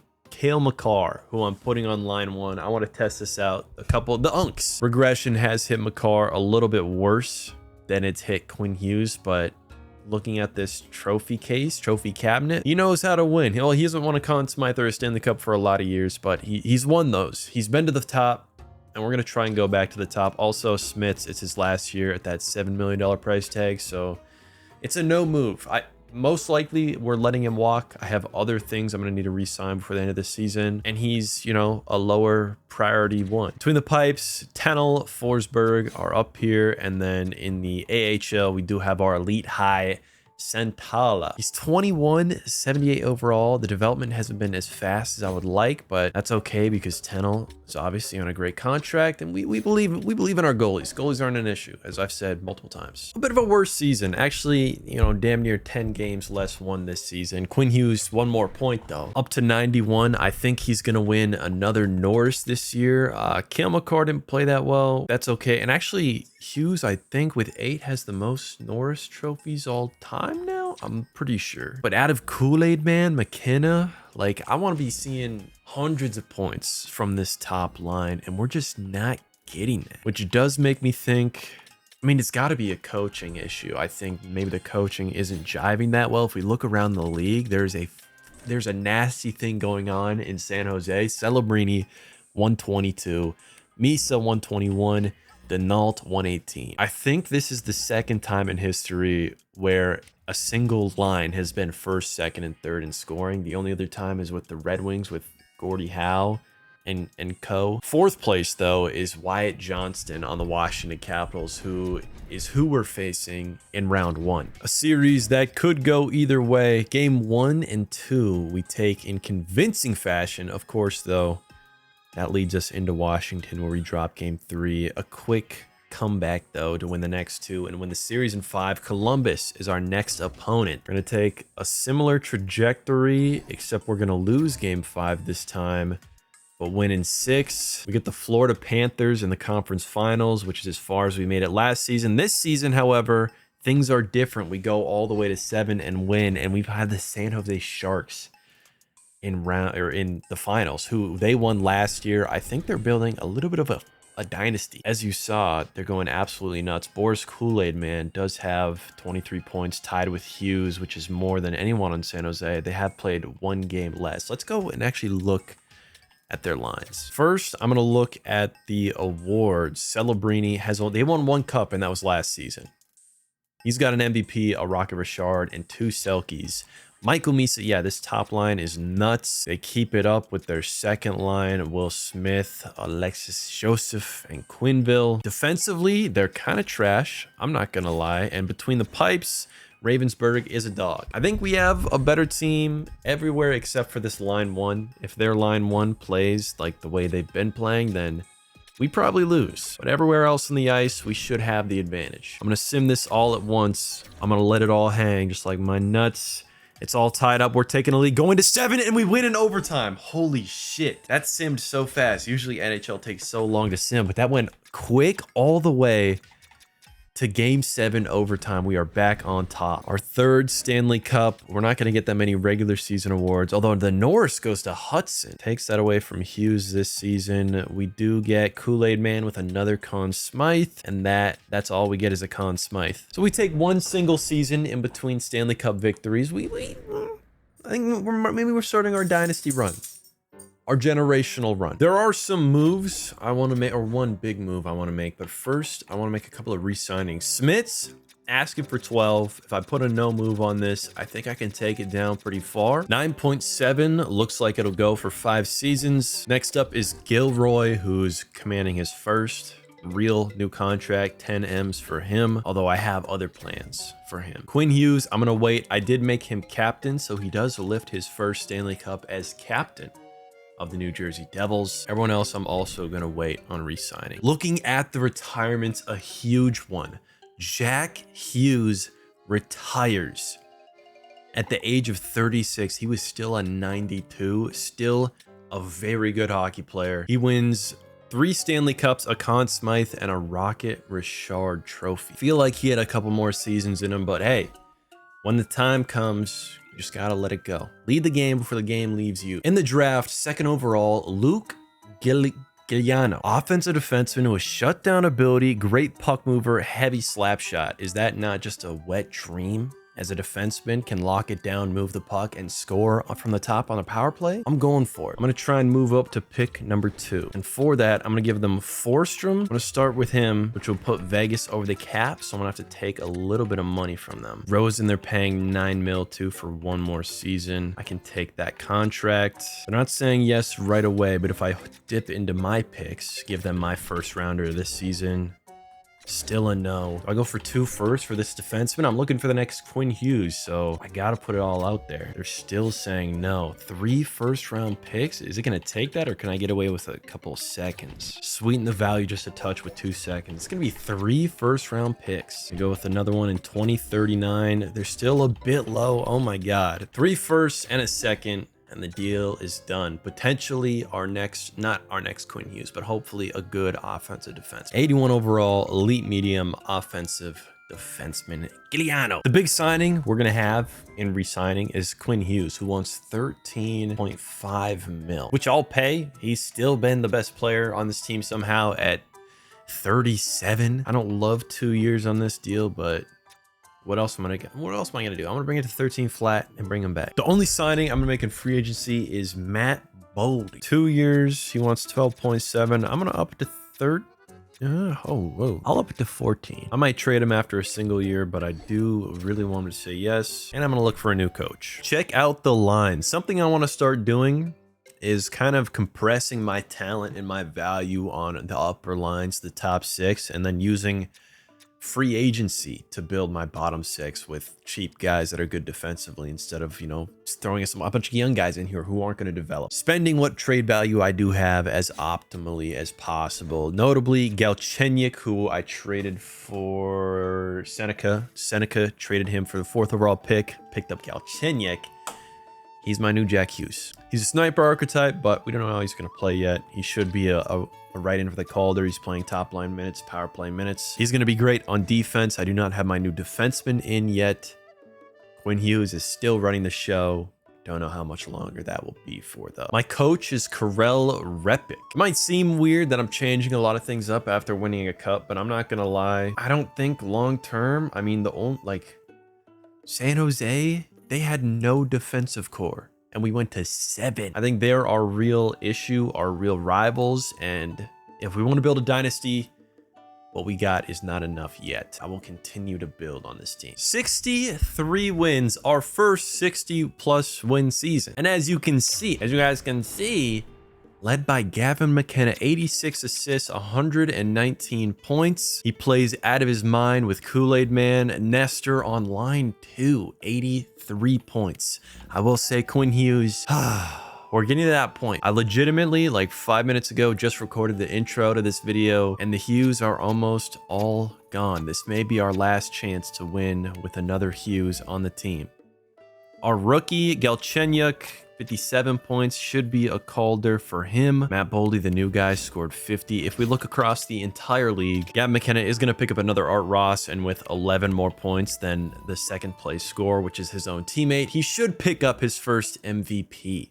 A long time coming for that. I think his first Art Ross he picked up when he was like 21. He's already got 2 of them. Now he's getting his 3rd. Well deserved, if you ask me. The competition is, of course, the Sharks team, still really good. Wyatt Johnston is having an absolutely insane run right now. He's got 1,200 total points. But on to the playoffs. In round 1, we have the New York Islanders and Matthew Schaefer. Should be a good run for us. A clean sweep in round 1. Next up is Wyatt Johnston and the Washington Capitals. We're going to split the first games and the second games and lose in 6. Oh my god, we still have not won back-to-back. We lose in round 2 again. What is it with round 2 being our boogeyman? That stinks to lose. Now we just gotta hope that Quinn Hughes doesn't retire. Not only that, but we've got some contracts expiring. Oh my god. I think I might re-sign and trade McCutcherton. Washington goes on to win the Stanley Cup. We do get the Calder Trophy with our rookie and a bunch of other awards, most likely. But most importantly, retirements. Cale Makar hangs up the skates. I did not retain him. And it looks like Quinn Hughes stays alive. Nico Hischier retires, though. And it's just Nico Hischier. Quinn Hughes is with us for 1 more season still. This is seriously last stand. I'm going to make a huge push to win a cup here. I'm not putting a rookie in. We're just going to try and win. I'm going to make 2 trades. First is for Christopher Bootland, who's extended for 5 years. You can't see the numbers here, but it's like $6.5 million extended for 5 years, 20 overall, full abilities, 87 overall. I'm going to trade him for my defenseman, Niskala. A little bit behind on development, doesn't have a great contract baked in already. Not going to go 1-for-1, but I think if I add picks in here, we can get this to go.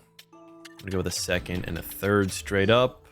And then I'm gonna just keep adding to this. I'll tell you what it ends up being. I had to put 2 firsts in there. Holy, that's a lot. That's a lot. But our first round picks aren't that good. And it's a great contract. Plus I have to trade another guy. It's all gonna come back. Trust me on that. Next, I'm trading Matt Boldy for basically nothing, just to free up some space. Boldy's now an 82 overall. He's got like no productive years ahead of him. And those are the big moves I'm making in the draft. Actually, no.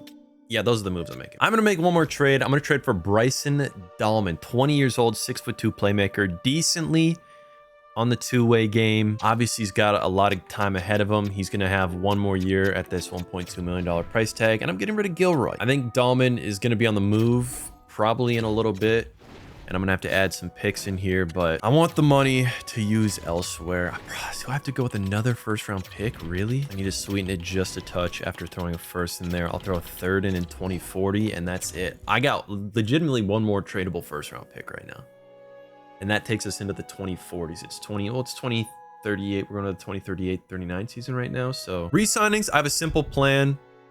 I'm going to run it down here so I don't have to talk through it for like 20 minutes, but I'm going to re-sign Cutcherson and then trade him as soon as I can. I'm going to qualify Nestor right now and then re-sign him after Cutcherson is traded. And I'm going to, instead of signing him right now, I'm going to use that money to sign everyone else. So everyone's going to be signed. Everyone's going to be back. But obviously Cutcherson is traded. I just traded for his replacement. I'm going to probably trade him for picks. I don't have any first round picks, or if I can find another amazing contract, but it's going to be a lot of menu work. That's going to be kind of boring. Here's the trade I'm making. Zykov on Buffalo, 5-year contract, 8.3 mil, 22 years old.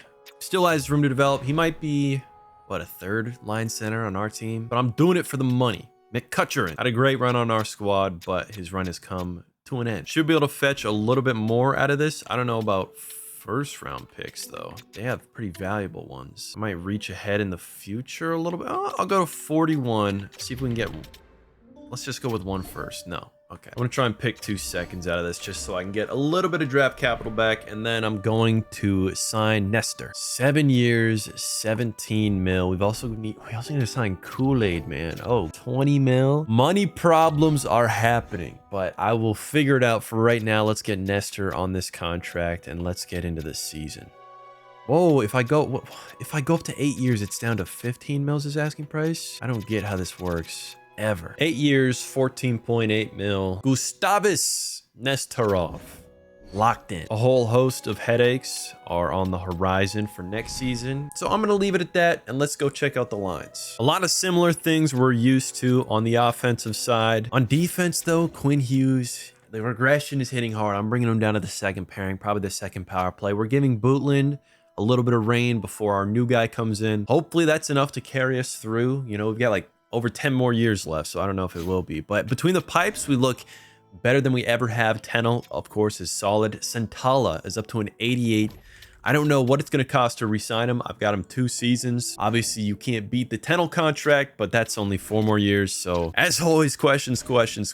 But we should be, once again, favorites for the Cup, the President's Trophy, a ton of awards. Gavin McKenna, of course, won the Hart for the first time in his life, stacked another Ted Lindsay, and got an Art Ross. A bit of an interesting season. We kind of, 10 less wins, 52 wins. Now, we don't need to be in 60-win territory every season, but Nestorov leads the way after signing that extension on line 2, by the way. He is playing power play 1 minutes, but goddamn, 55 points, 55 assists, 55 hamburgers. Gavin McKenna has 105 points and is negative. -2 on him, -3 on Coleman, and flat for Galchenyuk. So we might have some issues on this line 1. I don't know what this means.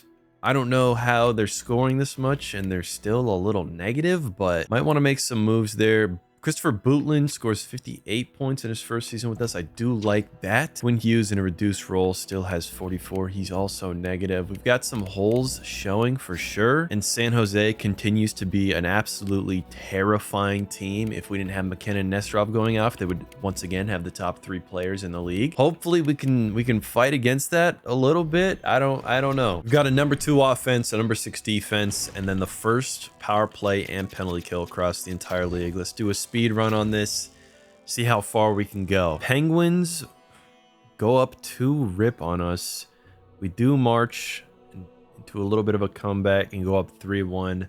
We win the last 4 straight. Holy shit, I thought we were about to get swept in round 1, but we got some fight in us. We got some dog in us. Next is Washington, who beat us in round 2 last season and went on to win the cup, and it looks like they're going to beat us in round 2 again in 5 games. We are some round 2 bandits. Still no cup. What does Kool-Aid Man want to re-sign for? 8 years at 17 million, no move on the full thing. If I take the clause off, how low can I go? I mean, he's 30. That's up to 38 years old. He's not going to be worth this amount of money at 38. Oh, I can bring it all the way down to like 14.4 though. For 8 seasons, no clause on it. I can back out whenever I want. And I probably will back out when he gets older, but I'm signing it. I don't know what else I'm gonna do during the off season. I have a feeling this might be a long one. Actually, I have one move that I want to take you guys through. The rest I might do off camera. The Washington Capitals go back to back. San Jose has one of the most electric cores. They haven't won as much as us, but Washington goes back to back before we do. That is the big 3 of this era. I think we solved the... No, Washington is... I think they've won one more than just this back-to-back. So I don't even think we're the most winningest team since I started this simulation. If we look at the retired players, Matthews goes. No Quinn Hughes yet. Quinn Hughes is holding on for yet another year. The big move that I want to key you guys in on, though, is a trade. There's a franchise guy available, and I don't know if any of you are going to be expecting this, but I'm going to trade Galchenyuk. I think he's going to ask for a bag, and that last season spooked me. I don't know. I mean, I played so many seasons with Jack Hughes, and nothing ever happened like that going negative. Again, the season before that, we had, you know, an MVP, but I'm throwing him in here 1 for 1. They're saying it's not I need more. It is a franchise guy at the top, so that does make sense. But this is where our story with Galchenyuk ends. I'm going to toss Zykov, who I just traded for as well. I'm going to throw him in there. He's regressing a little bit. I don't have the room for him. And they're saying it's just a little bit low. I do have those 2nd round picks from Buffalo. Is it even going to take those? What if I go with a 3 and a 6 and a 7 and it's done? Another franchise player coming to New Jersey. This time, Len Hilbert. On the right wing, he's a sniper, so maybe Kool-Aid Man. As he gets older, we've got Len Hilbert to come in and be that dog. Do I give him a... I got a lot of shit to do. I'm gonna meet you guys with some new lines and some new ideas. I can't believe it's gonna end like this, but Quinn Hughes refuses to retire. He's 39, a 77 overall. I'm gonna release him. We went 0 for 3 with the Hughes. Luke Hughes, I traded. Jack Hughes retired early. Quinn Hughes refuses to retire. It's over. The Hughes are gone. It's a new era. Here's the rundown. The new franchise guy is not in yet. But I do have a new coach, and I'm running a new system. It's not perfected yet, but it will be. In free agency, I got Timothy Clements as a center because we are obviously lacking a little bit of that center depth, or at least a great 2nd line center. And obviously our 2nd line right wing is going to be our new what you call it, guy, franchise guy. I got a little bit of a physical system, so I'm going to start, you know, packing this bottom 6 with a bunch of thugs. On defense, I also want to get a couple of thugs. We got a lot of skill, a lot of offense going on, not as much defense.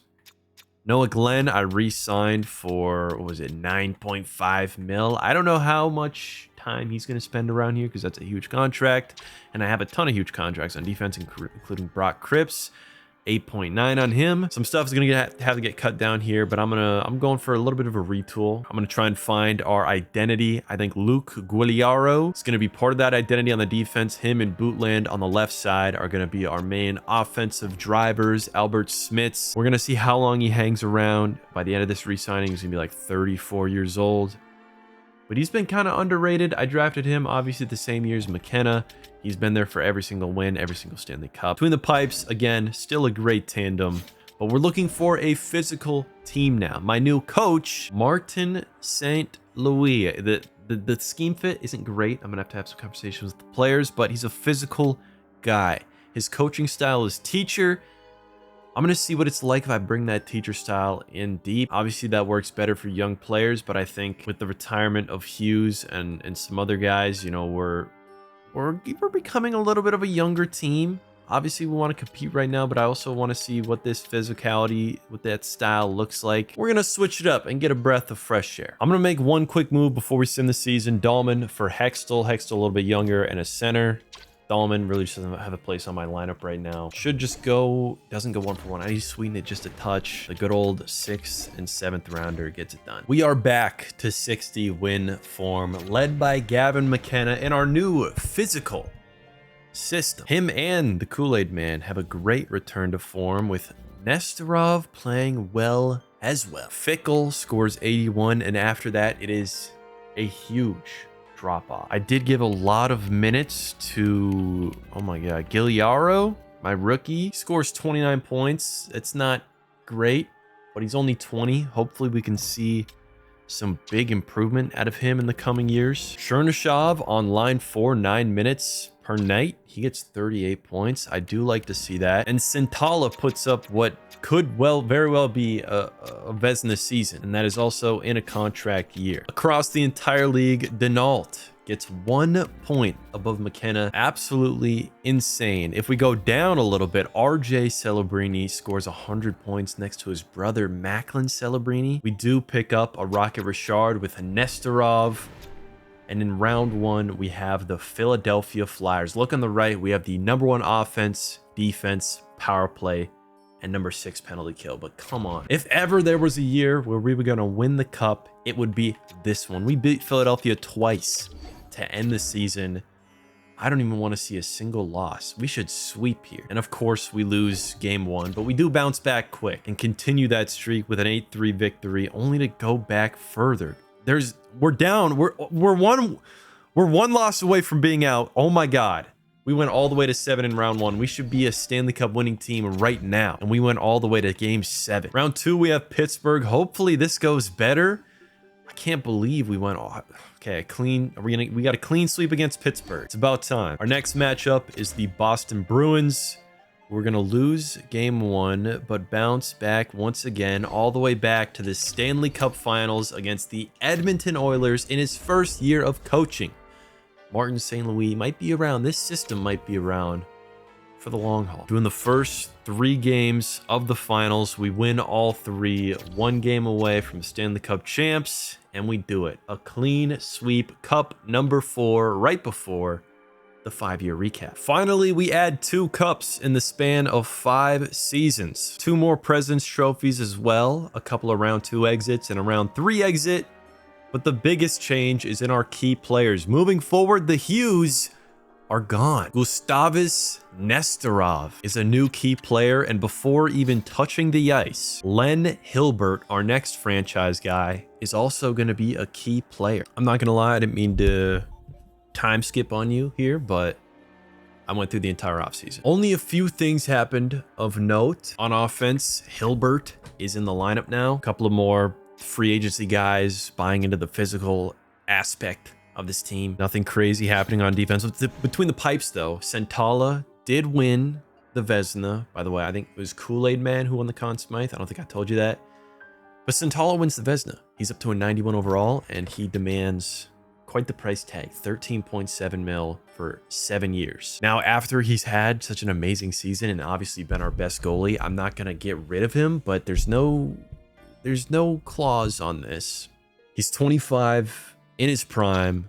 However, we are not super dependent on him because in the draft, I got Santiago Zhao, elite high 62 overall, his replacement in round 2. So chances are we might end up trading him in a little bit because we have Santiago. And I think that's everything. It wasn't, as I said, it wasn't super eventful. In his first season, Len Hilbert scores 68 points, 37 goals, 31 assists, plus 37. By far and away, the Calder winner. Another Art Ross MVP probably for McKenna. Kuhlman's right behind him. Nestorov also up there. One player that's been a part of the Capitals dynasty is Gabriel Nugent. Not a dynasty, but Gabriel Nugent-Hopkins has been playing very well. If you look at his history, they've got 3 Stanley Cups. So we have eclipsed them. We do have 4.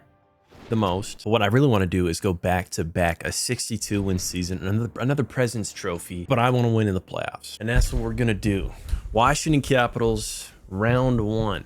They are no longer the big dogs. I think Wyatt Johnston might have retired. Either way, we're a really good team right now. Ugh. Jesus. Either way, we're a really good team right now. We're going to take this one in 5. Next up, Philadelphia, a series that starts really rough. We drop the first 2 games, but win the next 2, goes all the way to 7, and we clinch it to face the Florida Panthers in the conference championship, which we take in 6. Now we've got the Chicago Blackhawks and our first chance to go back to back. Martin St. Louis won every single Stanley Cup he's played with us, which is just 1 for 1, but he can make it 2 for 2 right now. After our first 3 games, we're down 2-1. If we lose these next 2, it's over. We win them both. 1 game away from going back to back. I'm going to go in and sim this because I do want to see the boys lift the cup. We're up 1-0 after the first period, 2-0 with a shorty from Nestor. After the second period, I'm going to let period 3 play minute by minute, jump in, and watch the celly. Still up by 1 with 3 minutes left. Let's go in. I'm not playing it out. We're just going to watch them celebrate. 5 seconds left. Skating it around, wheeling with Kuhlman. And that's it. Gavin McKenna, holy shit, wins the Conn Smythe with 40 points. And he is the captain, as you can see. He spent his entire career with us, and now he lifts the Stanley Cup at the age of 30 as captain of the New Jersey Devils. What a season from him. I think he's going to win Hart, Art Ross, probably Ted Lindsay, Conn Smythe, Stanley Cup. Huge season from Gavin McKenna. Another Vezina by Santala too. This team is firing on all cylinders. We are going to come up with a bit of an issue though. Fickle, Mr. Fiscal, who was on that 3.3 mil contract for 8 years, he's coming off of it. We don't have that much money and he wants 19 mil. I do have some moves to make though. Fickle is not worth 19 mil though. If we look at the most paid players on this team, Nestor, Kuhlman, McKenna, some of the best players in the league, they're not even making more than 15, so I don't really want to give 19 to that guy. But I am going to trade Glenn, Cripps, or a combination of Glenn, Cripps, and Clements in the draft right here. So we'll have the money to sign and then trade him away or keep him. But I'm definitely not giving a clause. The first move I'm going to make is trading up in the draft. I'm going to throw in Cripps and a first round pick I've got in the future. They're saying no to that. You throw in a couple of seconds. Still a no? 3 seconds? There's no way they say no to this. They still say no. They want 2 firsts, huh? I can deal with that. I've given up on the draft already. They accept. I'm going to need centers, and Elias Elliott is 5th overall in this draft. I like the way he looks. 81 overall, 2-way forward, elite medium. Damn good pick if you ask me. And then my next pickup is a 60 overall elite medium in the end of the 3rd round. Next, I'm trading for a Montreal first round pick for Clements and Glenn. Clearing up a little bit of cap. That's not going to go, but if I take a later pick that's worth less, that does go. I think that was 2045. So damn, that's not, hopefully that's a lottery pick. If not, like that's like 5 years to develop. Either way, I'll take it. Could be a nice budget player. And I need the frip salary cap. I now have 38 mil in cap space, and Fiscal is a 91 overall center. That's such a good thing to have, but I can't have this dude as my highest paid player. I just can't. I have so many players that are better than him. 20 mil. It's just unbelievable. I mean, I can sign this. Actually, let me put a no move on this and let me defer it for. I have re-signings coming up though, so I can't keep this contract for long. But I'll no move, defer this, and bring it down as low as I can go, and maybe we'll run with it for 2 seasons. Definitely not going down to 9 mil, but I can't keep you on this contract, dog. You got to know, I'm not paying you 20 mil when Gavin McKenna, the two-time MVP at this point, like 4-time Art Ross, Conn Smythe winner, captain of the squad, he's making less than 14. I'm going to put him at 17.4. We'll see how the offseason treats us. That's still going to leave us with like 20 mil. I really should start trading my goalies. Look at my goalies, dude. Neither of these guys, I think, start, right? Yeah, Santala and Tennell is my main guys. And look at what I've just got sitting here. I should start trading some of these guys. I'm making a trade for Leroy Jenkins and Fyodor Dostoevsky. I'm trading Fickle, aka Fiscal Quarter. I don't know if this goes, but I gotta say, I've been looking at this Carolina team. They suck dick. I don't know what the AI GM has been up to, but clearly not much. I think I can just throw prospects in here. Yeah, one shitty ass prospect. Yo, Calgary GM, even in the AI sim, like, what is it? We're in year 16 right now, or year 17 at the start of year 7, or it's July 1st of year 17. So free agency just opened up. Even in the video game, Calgary fans, your GM sucks dick. But the big reason I'm making that trade though is because if we go peep over at free agency, yo, check who's here. Joe Party, franchise center, who is a two-time Selke winner, 27 years old. Look at the defensive stats. They're kind of behind my head. 93 faceoffs. We take a guy with that kind of defensive impact and that kind of, defensive impact and put him on our offensive first line. That's going to be brutal for other teams to play against. I don't want to no move on it though, which also means he's probably less likely to sign with us. So I might bring this up to 20 mil. 20. He doesn't have that much interest in the org. I'm going to bring it to 22. Actually, I'm not even going to use that money for anything else. And I'm just going to trade Joe Party in a little bit. So I'm going to go up to like 24. 24 mil, Joe Party. Damn near 10 mil over his asking price. Please. 6 other suitors. I'm like Odysseus. No, I'm not. I'm fucking Rob Pattinson. Grab the spears, grab the shields. God damn it. Oh, everyone else went away too. Who do we have for centers now? Are you fucking kidding me? James Scatterbury. This is who I've got now. Or Dorian Eklund Asp. These aren't even real names. No shit, they're not real. I hope. Give me Dorian. Whatever. 5 mil. That's not a bad price for Dorian. You better not go somewhere else, Dorian. There's other people asking though. Please, Dorian. Thank you. Dorian Eklund Asp. And then I'm just going to have a dearth of money that I don't really need to use. Although I might pick up a couple of things, a couple of people I'm just going to sell in the next draft. And we keep the ball rolling. I've got a couple of re-signings I kind of want to do right away. Smits has been around for a very long time. He's asking for a little bit too much. And honestly, so is Giliano. So I might just do no re-signings right now. Hextall though, what are we looking at for an 8-year for Hextall? 10, 11 mil? He's honestly, he played kind of well, right? I have him like, what, 28 points? What line did he play? 3rd line? If I throw him in on line 2 or line 1, how does the development look for him? I mean, I have the money.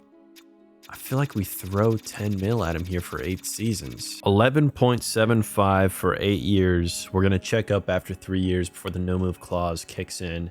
I mean, if we can get him to a #1 center, he's 21, elite medium. Keeping our options open, it might pay off. Either way, we can just trade him.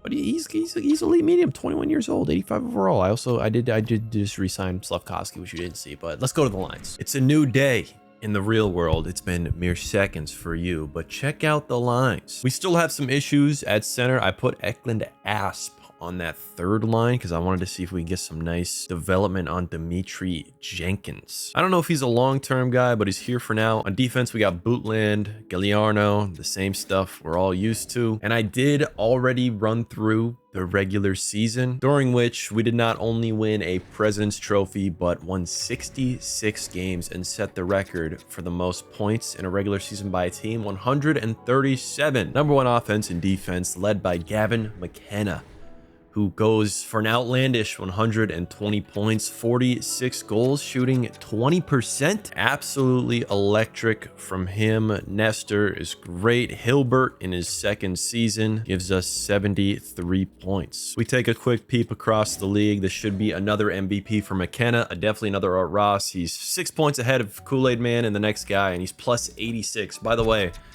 only 16 of those points on the power play. We are certainly coming into the postseason as favorites, one of the most favorited favorites of all time. I think we're up for a three-peat here, and I don't see who's going to stand in our way. Certainly not the Washington Capitals in round one. We lose game one, but then win the next 4 straight.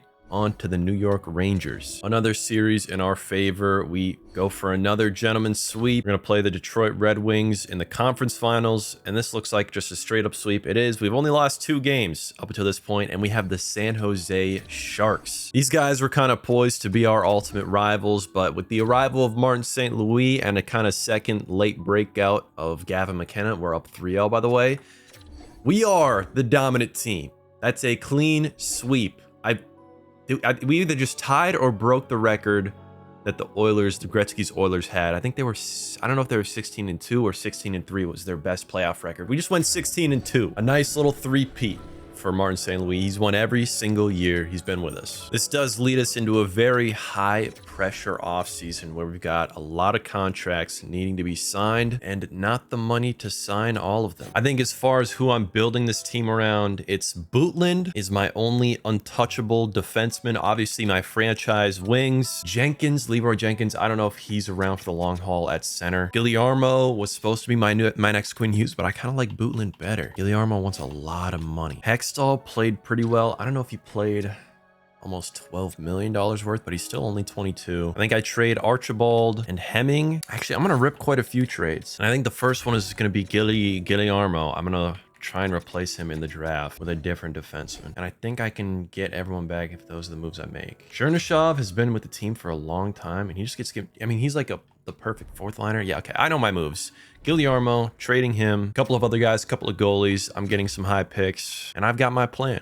Now we just got to execute. Connor Bedard and Wyatt Johnston both retire. That makes me nervous because Gavin McKenna is 2 years younger than Connor Bedard. I think he's 34 right now, and Bedard just retires at 36. But Johnston goes till he's 39. Demidov hangs it up. Luke Hughes, the final Hughes. Goodbye. I'm sorry, I kind of snaked you a little bit, but we're in the midst of a dynasty, so I'm happy with it. Also, something I didn't even notice, but Bootland won the Norris. Gavin McKenna, second Conn Smythe, third repeating Santala Vesna. Holy shit. No Rocket Richard though. Damn, we got a lot of talent, and I'm about to add more. And I think this group, once I get these guys, sign them on their extensions after their ELCs are over, I can do that for 8 years, and that'll be like, we're getting stuff done. Pat it out. I'm going to give up an elite medium I drafted and a young defenseman whose defense asked for too much and try and move up to pick number 2. This is also, I'm guessing, going to take some other firsts from me, but I have a few valuable ones, don't I? 2045 Montreal first.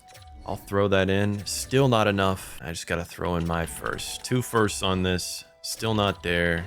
Going with 3. That's what it takes. Oh my God. I've just been throwing my picks away, but it's working out. I'm playing like the Rams right now. Jakub Bunka, the last center I think I'll really need a draft. I'm also going to gun for the 4th overall pick, which is where I'm going to be sending Giuliano. Does this go 1-for-1? No, they're saying it's just a bit low. So I'll give him a 3rd and a 4th round pick on top of that, and it goes. Pick 2nd and 4th overall after our 3-peat. And I'm going to take Maurice Gruel, which is definitely how you say that name. Elite medium, a little bit further out from the NHL, but that's okay. And then just take the rest of my picks and on to re-signing. Nicholas Sundqvist is actually the last trade I'm going to make. I'm going to throw a couple of picks in there, just a cap clearing trade here. Let me try and get a second out of this. For Hemming, Archibald, they're saying no. I guess I'll go down to a 3rd rounder from Washington. That's good. We have one really big contract to sign, and it's Albert Smits. I'm going to basically give him a little bit under asking price. He only wants 1 season. I think it's just going to get lower and lower from here. And he's a guy I really do want to keep on this team. He accepts. Looking at free agency, we do have Maddox Schultz at the top of the board, and we can't afford him, but I definitely need defensemen right now. The defenseman market is very rough, but I think I should be able to scrape something together from this. Cole Hudson is here. How's Cole Hudson's career been? 881 points. He might hit it. Yeah, he probably won't hit 1,000, but not a bad career if you're a Washington Capitals fan. They were obviously very successful in the simulation. Doesn't look like any exciting signing is going to happen, though, so I'll probably just skip me and go to the lines. Here's the rundown. Same shit going on offense, except Elias Elliott, 19 years old, first year of his rookie deal. This is not the center we just drafted. This is the one we drafted in 2041, 5th overall. Him and the center we just drafted are going to be my 1-2 going forward, meaning Hextall most likely getting traded. Leroy Jenkins getting traded. Obviously, there's a caveat based on what kind of contract Jenkins signs, because this is a contract year for him. If he wants to sign like an 8-year good deal and we just keep him, I think that carries us through the rest of the rebuild. Then we'll just keep him. He's only 20, he's 89. He's a great player, but I've got other youth coming in that could be even greater. On defense, things look kind of rough right now. Bootland, also in a contract year. He was talking about some 20% of the cap for 8 seasons, so I'm putting him on line 2. Take a step back, pal. Okay, you won 1 Norris. You're not demanding Quinn Hughes money. Between the pipes is where a lot of things are gonna happen. The 3.3 mil guy we had for 8 seasons is gone. I've got whatever this fucking name is, backing up Santala. But we've also got a ton of other goalie talent. Shattenkirk, Skewin. These are AHL goaltenders. I got to trade these guys, and I'm gonna do it during the deadline. I'm gonna see if I can pick up some first round picks. Speaking of which, because our goaltending, it's just so solid. I mean, I shouldn't be just holding 88 overall goaltenders in the AHL. This is the crew we're taking into this season. Elliott's making a bid for the Calder. McKenna's looking for, however many MVPs it is now. He's got 3. Why not try and get 4? And obviously, we've won the cup 3 times in a row. We want to make that 4 as well, but there's a bit of an issue. After 3-peating, Martin St. Louis retires. He coached the New Jersey Devils for 3 seasons, won 3 consecutive Stanley Cups, and then retires.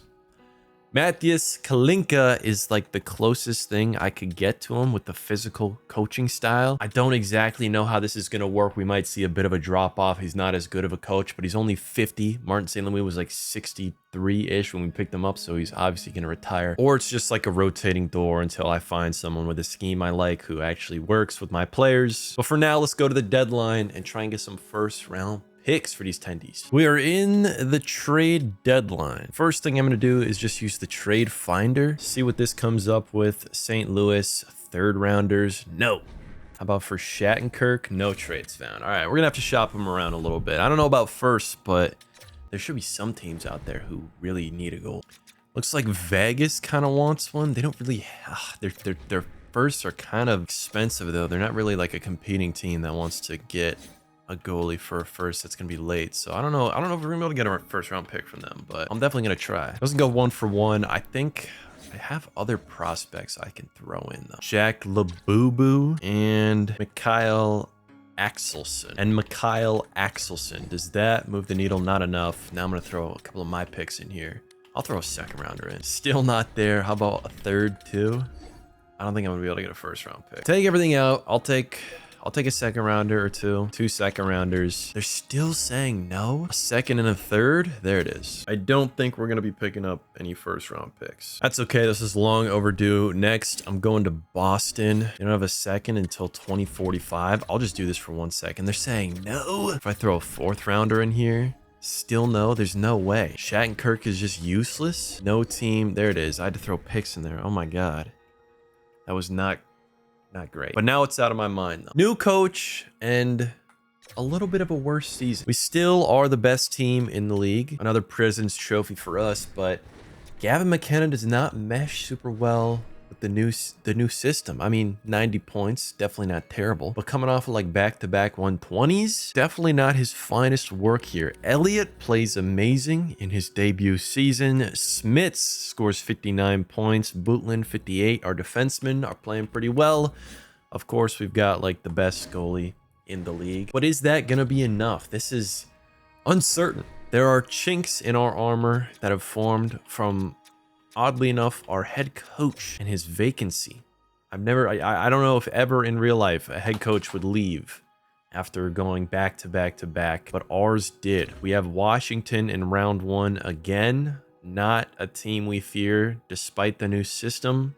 Again, we're still the best regular season team. We're still going to make it out of the first round, but it looks like it's going to take us 6 games this time. The Pittsburgh Penguins are the next opponents we face. Going to take us 5 games back to the conference finals, this time against Tampa Bay. We've not seen them too often, and this series is going to be a tough one, but we win it in 6. Looking to be the 4-time champions in his first season, Matias Kalinka takes us all the way to the Stanley Cup Finals, where we play the Utah Mammoth, and we win the first 3 games. We're gonna win 4 straight Stanley Cups, this time with a new head coach. Everything about this team is clicking. We miss out on a couple regular season awards. Albert Smits, though, wins the James Norris.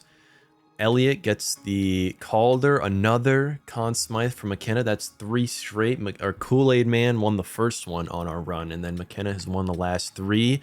No Vezina for Santala, though. No Ted Lindsay, no Rocket Richard. We have some big, important moves to make. First, Christopher Bootland, I think, is going to be my #1 defenseman going forward. I'm going to try and get him at 7 years for about $14.5 million. Don't know what the response on that is going to be, but I do know 100% I already re-signed Leroy Jenkins. Him and a number of other players are going to be traded in this draft. I did skip by retirements. I don't think I missed any of our own, but Adam Fantilli does retire. I think we're good for now, though. A trade I'm going to make in this draft, 100% for sure, is trading with Nashville for the #1 overall pick, because there is a franchise guy in this draft. I don't know how much of a salary dump I can do to Nashville, but I'm telling you, regardless, we will get this deal to go. Leroy Jenkins will be in it, probably as the front man. And then who else can I put in here? They don't have a ton of salary cap. Are there some like contracts with 1 year that I can take off their hands? Nugent Hopkins, but he's got a no move clause. No, there's not really too much money I can take. I get like 6 mil off with these guys. And then can I throw Hextall in there? Does that work out? How do we feel about that? They accept that? Really? I mean, I guess those 2 centers, pretty good players, but at the top of the board is a franchise center, Brett Bowinski. There's our line 1, our official kind of a replacement for Jack Hughes. Jack Hughes is a franchise guy, but he wasn't a sniper. He did win Rocket Richard, though. And then I have a few smaller trades that I want to make. Mainly just want to trade Daly and Angelina Jolie here. 12 million and almost 7 million respectively. Again, the defense market's not great, but I do want some better. Actually, I might keep Jolie and just trade off Daly. Daly, oh. No, I got to trade Daly. I got to trade both, kind of. It's worth it. I can recoup that in free agency. They are like kind of the same player, though. I don't know how many teams will really bite on this. Could I get Shannon Dingle? He's gonna have 1 more year on their ELC. No, I think this is just gonna have to be a straight up dump. Amrit Maxwell, 20 years old, power forward. This guy could be a good bottom 6er for us, and I can maybe throw like 2 seconds in there. I might have to knock it down to 1. Yeah, but that should go, right? No? Okay, just Maxwell. That goes. Now I can move on to re-signing, so we should have enough money. Hilbert is my other huge re-signing that I have to make. He's looking for 6 years, 17 mil. If we crank this, I'm trying to do the math in my head. I want to say we're going into year 19, so that would be 7 seasons left. If we do this for 7 years, that's the rest of the video. He's 22 right now. He's going to be he's definitely going to be our best right wing at the end of this video. So if we can just lock him up for the rest, that's a good deal for us. And I think we can go down to 15 flat, which I like. And let's lock up Hilbert. Smith's coming off of a Norris somehow. He wants around 14. I should have the money for that. And that's the only other big signing we have to make. And then I'm going to go through free agency and throw together our new lines. Here are the lines. The franchise boy, not here yet. We got Bunka. Now, Bunka and Elliott were supposed to be our #1 and 2 going forward, but we've obviously got a new dog coming in. Not for a while, though, or not for 1 more season. So we've got some time to figure that out. And I've kind of, I've really locked in and dialed in on the top 6. The bottom 6, again, they're just focused on the scheme, focused on the physicality. We bring Seneca back, who is a power forward, and we're really, you know, we're locking it on defense. Things aren't as pretty. I really wanted my defenseman, who's not in the AHL. I don't think I've signed him yet. I don't remember his name. I picked him like 4th overall, right-handed defenseman.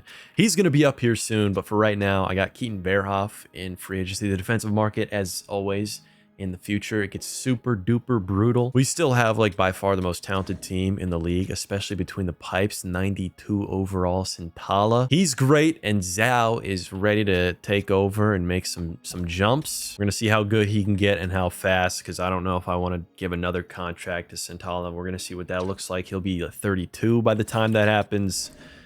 But once again, you know, the team kind of, it looks, you know, it's better. I like the construction a lot. Obviously, we've won, what, 4 in a row now? 7 total. We're figuring our shit out. Another President's Trophy. This one we barely squeak out. 54 wins for New Jersey. Gavin McKenna back on top. Was he on top last season? Was he? No, he didn't get Art Ross last season, but he will this season. 106 points, followed by Nestor. And Hilbert's not that far behind, or 40 goals. He's actually kind of far behind. But Nestorov, he's chomping at the bit. This kid is ready. 96 overall, I think, is the highest I had outside of Quinn Hughes. He wants those first line minutes. Again, he is playing almost 20 minutes a night because he's getting a lot of power play time, but he's next up for this team. Our rookie Bunka scores 58 points plus 38. That should be an easy Calder win for him. All around a great team. Can we win 5 straight Stanley Cups? We're about to find out. In round 1, we play the Carolina Hurricanes, a team I think we struggled with early on, and we lose the first 2 games, but we do bounce back and win the next 2. Holy, I thought we were about to go out in round 1. We win the next 4. I got nervous a little bit. I won't lie. The New York Rangers are the next opponents we face. This series could be a clean sweep. It's not, but it'll go in 5. Followed by the Boston Bruins. We lose the first 3 games, and we make a comeback. Oh my God, we just made a 3-0 comeback in the conference finals to go to our 5th consecutive Stanley Cup finals, where we will play the Las Vegas Golden Knights and win the first 3. We sweep every, okay, we don't sweep this one. I shouldn't have opened my mouth so soon, but we win in 5.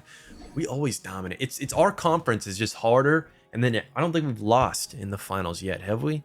No. 5-time Stanley Cup champions, the New Jersey Devils. If we take a look at our contracts, Gavin McKenna is not retiring. He's expiring. His contract is expiring. I do not want to wait. I want to sign him right now because I don't know if that changed anything, but he might retire. He's been getting paid like 13 mil per year his entire career, and he's gonna stay at that number. I don't know if he won MVP this season, but he's been such a team-friendly goat. 13 flat. Without Gavin McKenna taking these contracts, I don't know if our dynasty would be nearly this good. He did win his 4th MVP trophy. Another Conn Smythe, Ted Lindsay, Art Ross, and a Lady Byng. His 8th Stanley Cup. Jesus. And I don't think, honestly, I'm not making any big moves this offseason. There's not a franchise person at the top of the board. I'm just going to keep the team together and run it back with our new young guy. There's literally no move that I'm going to make. Before we jump ahead, though, let's look at the retirees. All super young players in today's NHL. Michael Misa, Matthew Schaefer, Michkov, Boyum, Cole Hudson, Snuggerud, Malholtra, Porter Martone. Seeing Malholtra goes, I mean, that means that's the same year as Gavin McKenna, but he's not up here. Thank God. We have 1 retiree, and it's not really one of our mainstays, or not. I think he's been on our. Did I draft him?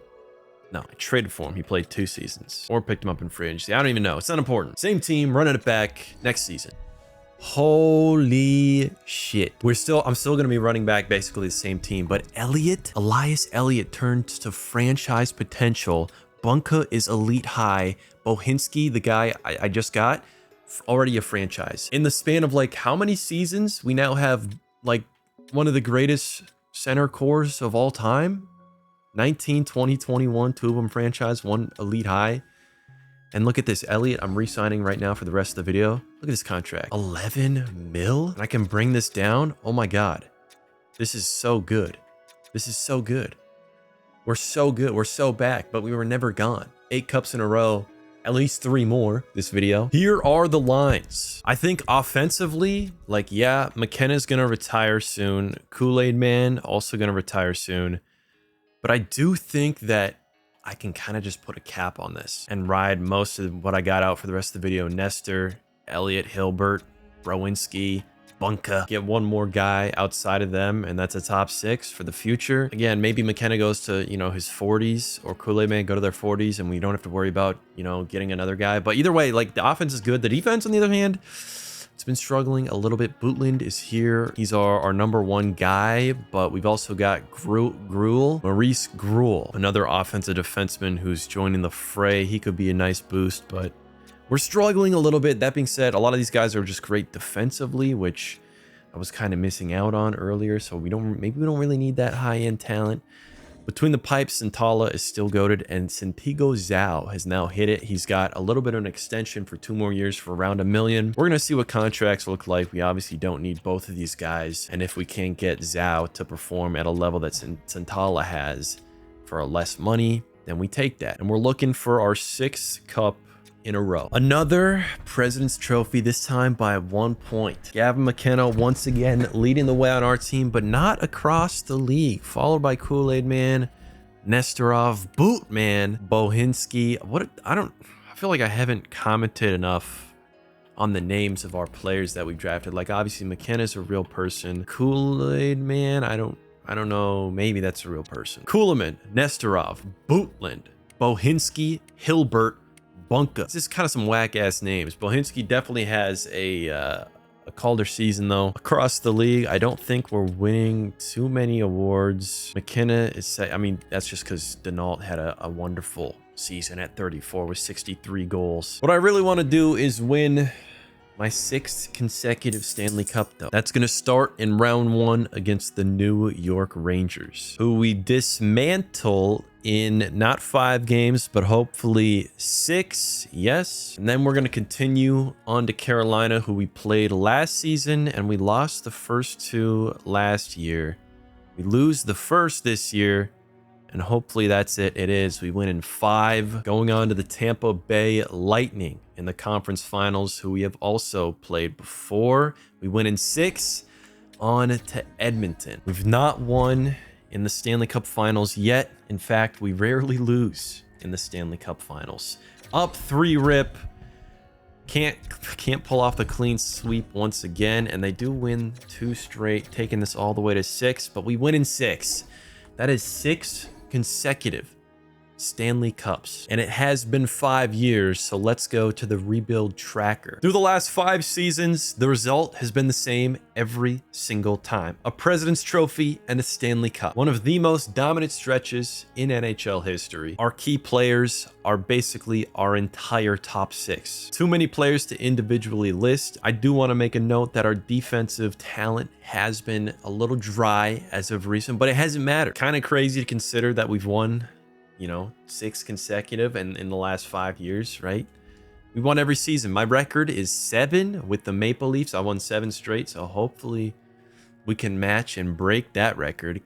Captain McKenna won the Conn Smythe basically every single year. He's still winning it up to this day. Again, I've talked about this before. I don't know how many of those are earned. He has 17 points in this run. Nestorov has 25. Hilbert has 21. Bunka has 17. I feel like they just keep giving the Conn Smythe, just a legacy Conn Smythes, to Gavin McKenna at this point. Looking at the retired players, Boris Kuhlman hangs up the skates. Him and Beckett Seneca, who played a couple of years with us, he ends with 1,500 points, 700 goals, 3 Conn Smythes, 4 Rocket Richards. Never wins the MVP, but lifts the Stanley Cup 9 times. Boris Kuhlman, who may now rest. And I'm going to try it one last time.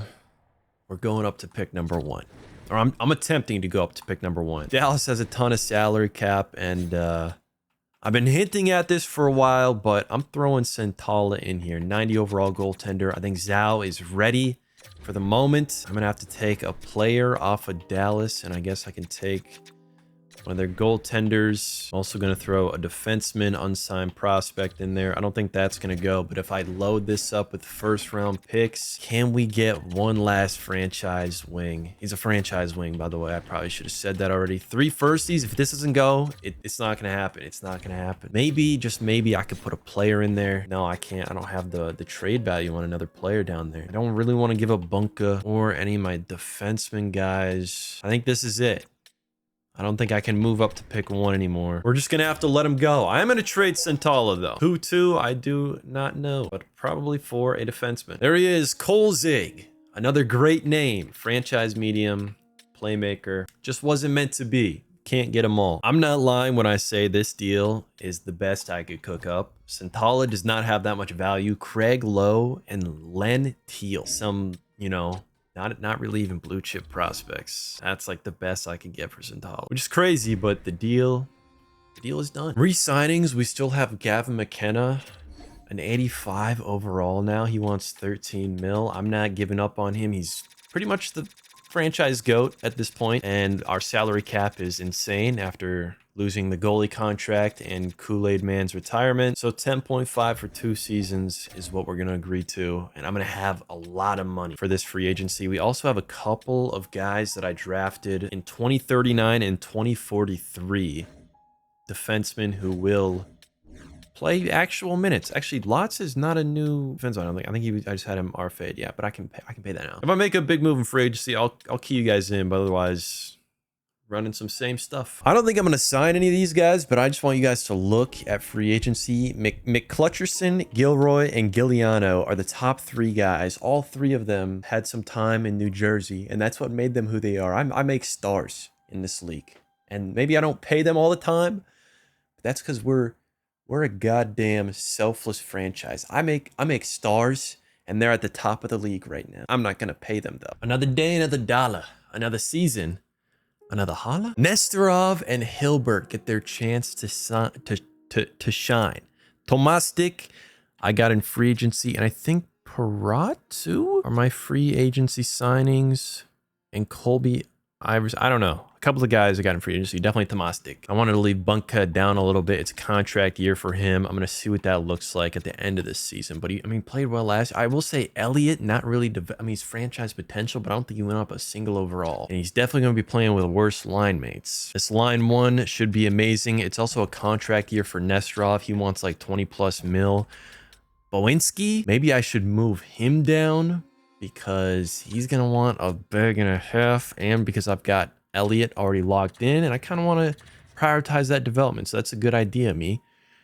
On defense, Bootland is our guy. Shane Lowe, bunch of defensive focused boys in here. Grulix, also not a contract year actually yet. Making slow progress on the defensive front. I've put a lot more focus into having guys who are defensive defensemen and two-way defenders, defensive defensemen, who aren't as shiny, don't put up the point totals, but help keep it locked down. Between the pipes, Zhao is up to a 90 overall. Hopefully he can dominate and pick up where Santala left off. And we're looking for our 7th straight Stanley Cup. For the first time in many years, the New Jersey Devils do not win the President's Trophy. We look damn human. We lose the Kool-Aid Man. Regression hits McKenna like a hammer, and the fall off might be here. I will say at least Elliott played well. Bowinski plays well.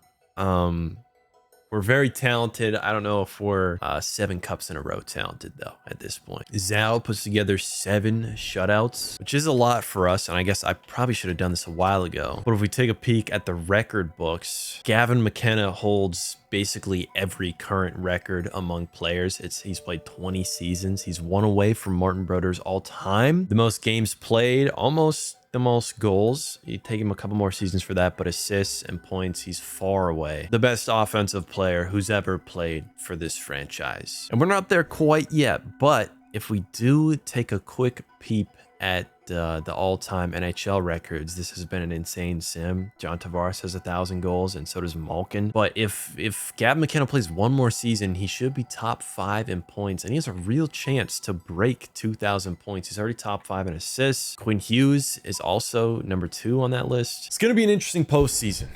We're no longer the giant we once were. The Washington Capitals are who we play in round 1. And if there was ever time to, you know, I just said we're not the Giants, so they're not slaying a giant. But if there ever was a time to stop our streak in an embarrassing fashion, it would be right now by the Capitals, who have kind of dogged us a little bit, and then we dogged them a lot. And now they're up 2-1, looking to end our streak, up 3-1.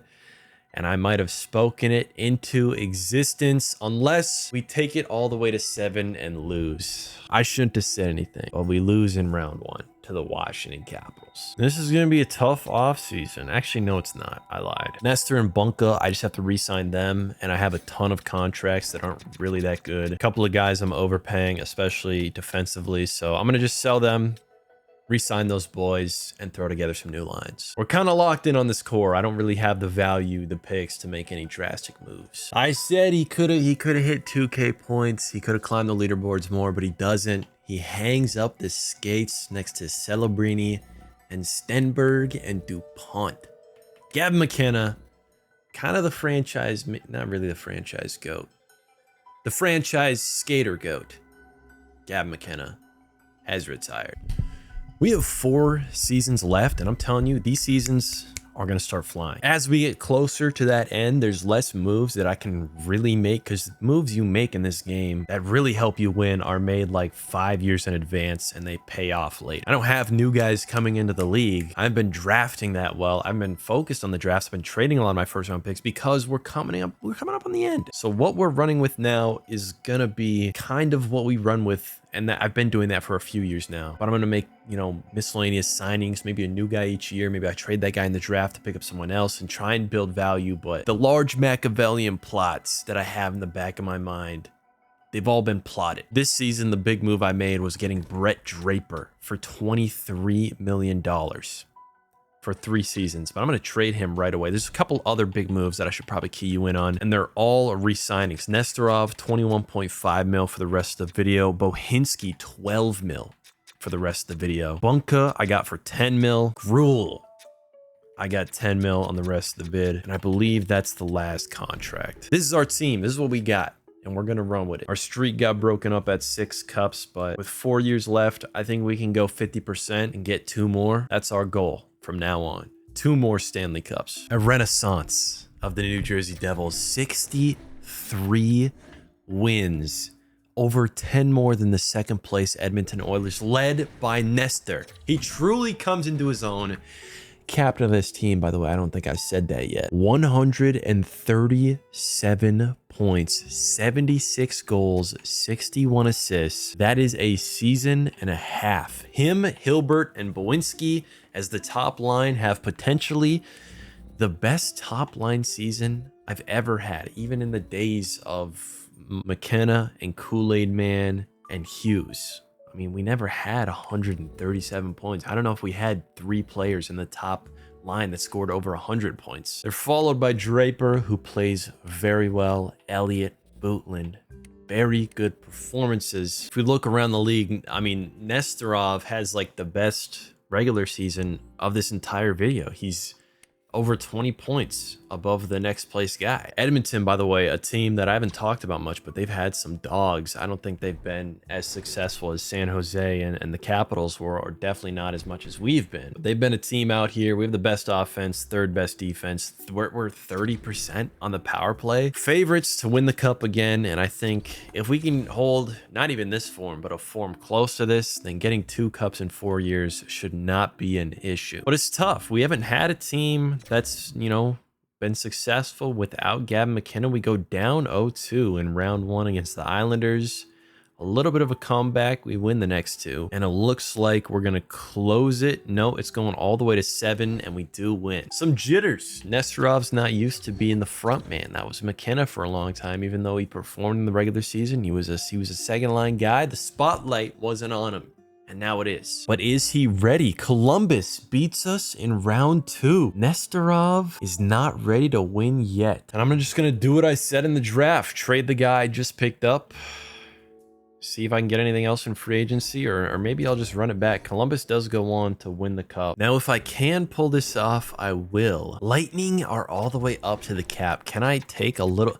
Man, I look at these teams across the league and they suck. Is there anyone with 1 year left whose contract I can hold on to? Actually, they're paying a lot of guys that aren't really good. If I absorb this money and throw Draper over there, I still need a little bit more money, but I'm going to try and get up to pick 1 because there's a franchise guy. I don't think this goes straight up, but I'm going to throw first round picks on here until I can get it. 2 of them does it. There it is. I'm going to take all those guys I just picked up and recycle them. But we've got a franchise guy, Glenn Cuff, who's going to be on his rookie contract for the rest of this video. Hopefully he can bring some production, and he's very cheap. Now I got to sell all those boys. Maybe I can make another, I could probably make another signing for agency and build together some pretty good lines. Real quick note, we do have Zhao on a new contract. He's going to be our Tendy of the future. And by the future, I mean the next 3 years. We're looking at 11.9 mil, 7 years, but it's 3 years. The squad is here, fellas. Cuff is going in on line 1. Hilbert, Elliott, Bunka is line 2. I've got Brady Moss, the return of Brady Moss. Remember, I had him for like 1 season. If you actually remember him, you've probably got a pretty good memory. On defense, same thing. We always know. I did just re-sign Jaden Gallagher. He was asking for kind of a pretty penny, but he's been a pretty good guy. And between the pipes, Zhao has been developing and progressing. I don't even think I should have to say this. I feel like a lot of you know, but just so we run it down, Bootland did win back-to-back Norrises, but Nesterov won like every single trophy that he could win. I don't know. I guess I probably should have showed you Bootland went back-to-back on Norris. That's what we got, though. Another great regular season from New Jersey. Another President's Trophy, but Bowinski is the one who leads the way. Nesterov a little bit behind them. If we go take a little peep around the league, it's the same way. Bowinski probably his first MVP, first Art Ross at 23. I mean, Crosby and McDavid did it at what, 19? Wait, did Davo win MVP at 19? Or was that Taylor Hall when Davo scored 100 points in his second season? And I'm pretty sure Taylor Hall won it, unless I'm getting my seasons messed up. Either way, we're the favorites into the postseason again, but can we convert? The question the world over has been wondering. In round 1, we have the Philadelphia Flyers, who 2 days previously at the end of the regular season, we beat 6-3. And in the first game of the postseason, we beat them 8-1, then 9-4. Safe to say, we're not losing in round 1. And we don't. We pull off the clean sweep. And now Columbus, who we're back and forth with, but we win in 6 on the Florida Panthers, who I'm not sure if we've ever lost a postseason round to the Florida Panthers. It certainly doesn't start now. I know for sure we've never lost in the Stanley Cup Finals, and that definitely doesn't start now. A clean sweep. Our 10th Stanley Cup, and we've got 2 more years to win 1 more. If we check out, oh my God, Bowinski, this is my F23. This might be his team. Did he win the Conn Smythe? He did. He's taken over with that season. He wins Art Ross. He wins Ted Lindsay, the Hart, the Conn Smythe, and his 2nd Stanley Cup, all at age 23, outdoing his teammate Nesterov. The team is loaded. Cuff up to an 87. I mean, I literally skipped to this. I didn't make any big additions. I just tried to keep everything together and then made some patchwork up in the depth, some patchwork up on defense, and we've got our goalie between the pipes. Same coach, same system. Can we go back to back? Can we three-peat to end this video? Another President's Trophy, 59 wins. Nesterov, 140 points. Now, 2 seasons ago, he had like 137 and we didn't win the cup. Hopefully that's not like a little bit of a tradition. Hopefully that doesn't happen over and over again. But Bootland as a defenseman, 103 points. Cuff, 98, 73 goals from Hilbert. Should be by far and away the favorites in this playoffs. We've got the New York Islanders in round 1, who we lose the first 2 games to.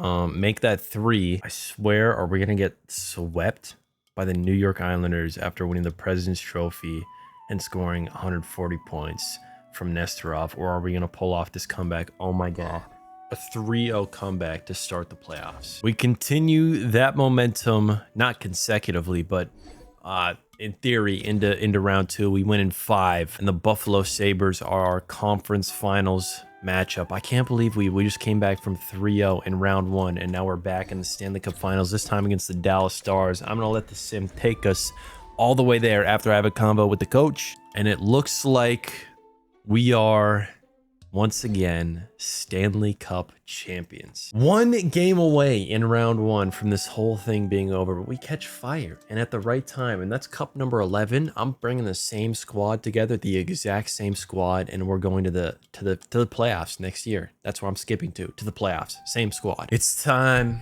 for the last dance. We win 61 games, another President's Trophy in our last season. Bowinski scores almost 130 points. Nestorov almost 60 goals. Hilbert, Cuff, we're here. But can we bring it home? Can we finish this video with a three-peat? It all starts with the Florida Panthers, a team I don't think we've lost to yet, frankly. A team we lose the first 2 games to. Hopefully we can bounce back. Last season we won the cup after losing the first 3. I do think we'll make it out of round 1. No, oh my God. We lose in round 1 and it's over. That's it. We end on a round 1 loss. And before, you know, I actually go to franchise mode end, let's look at the stats, because we're not going to get to see this again. The only all-time thing that's changed is Nestorov has surpassed Kool-Aid Man in all-time scoring. If we look at the single season records, I think we have a couple of these ones too. Nestorov 140 broke that record. 76 goals too, that's a record. It's kind of crazy. I did think Gavin McKenna would have like a more than like the most assists season, but 97 from Christopher Bootland. That is still, or that is the most. Now, did he have that at one point? I feel like he had that, but Bootland took it. Zhao takes the most wins in a season. If we look at the all-time records, nothing in goals or points. Assists, Gavin McKenna, Quinn Hughes, both up there. They played for us. I don't know about anything else. So Madden Denault, 5th most 100-point seasons. And that's all we got. 11 Stanley Cups, a shit ton of President's Trophies, and, you know, to be sure, we definitely had a dynasty, but it's over. Thank you so much for watching. I hope you have a good day, and goodbye.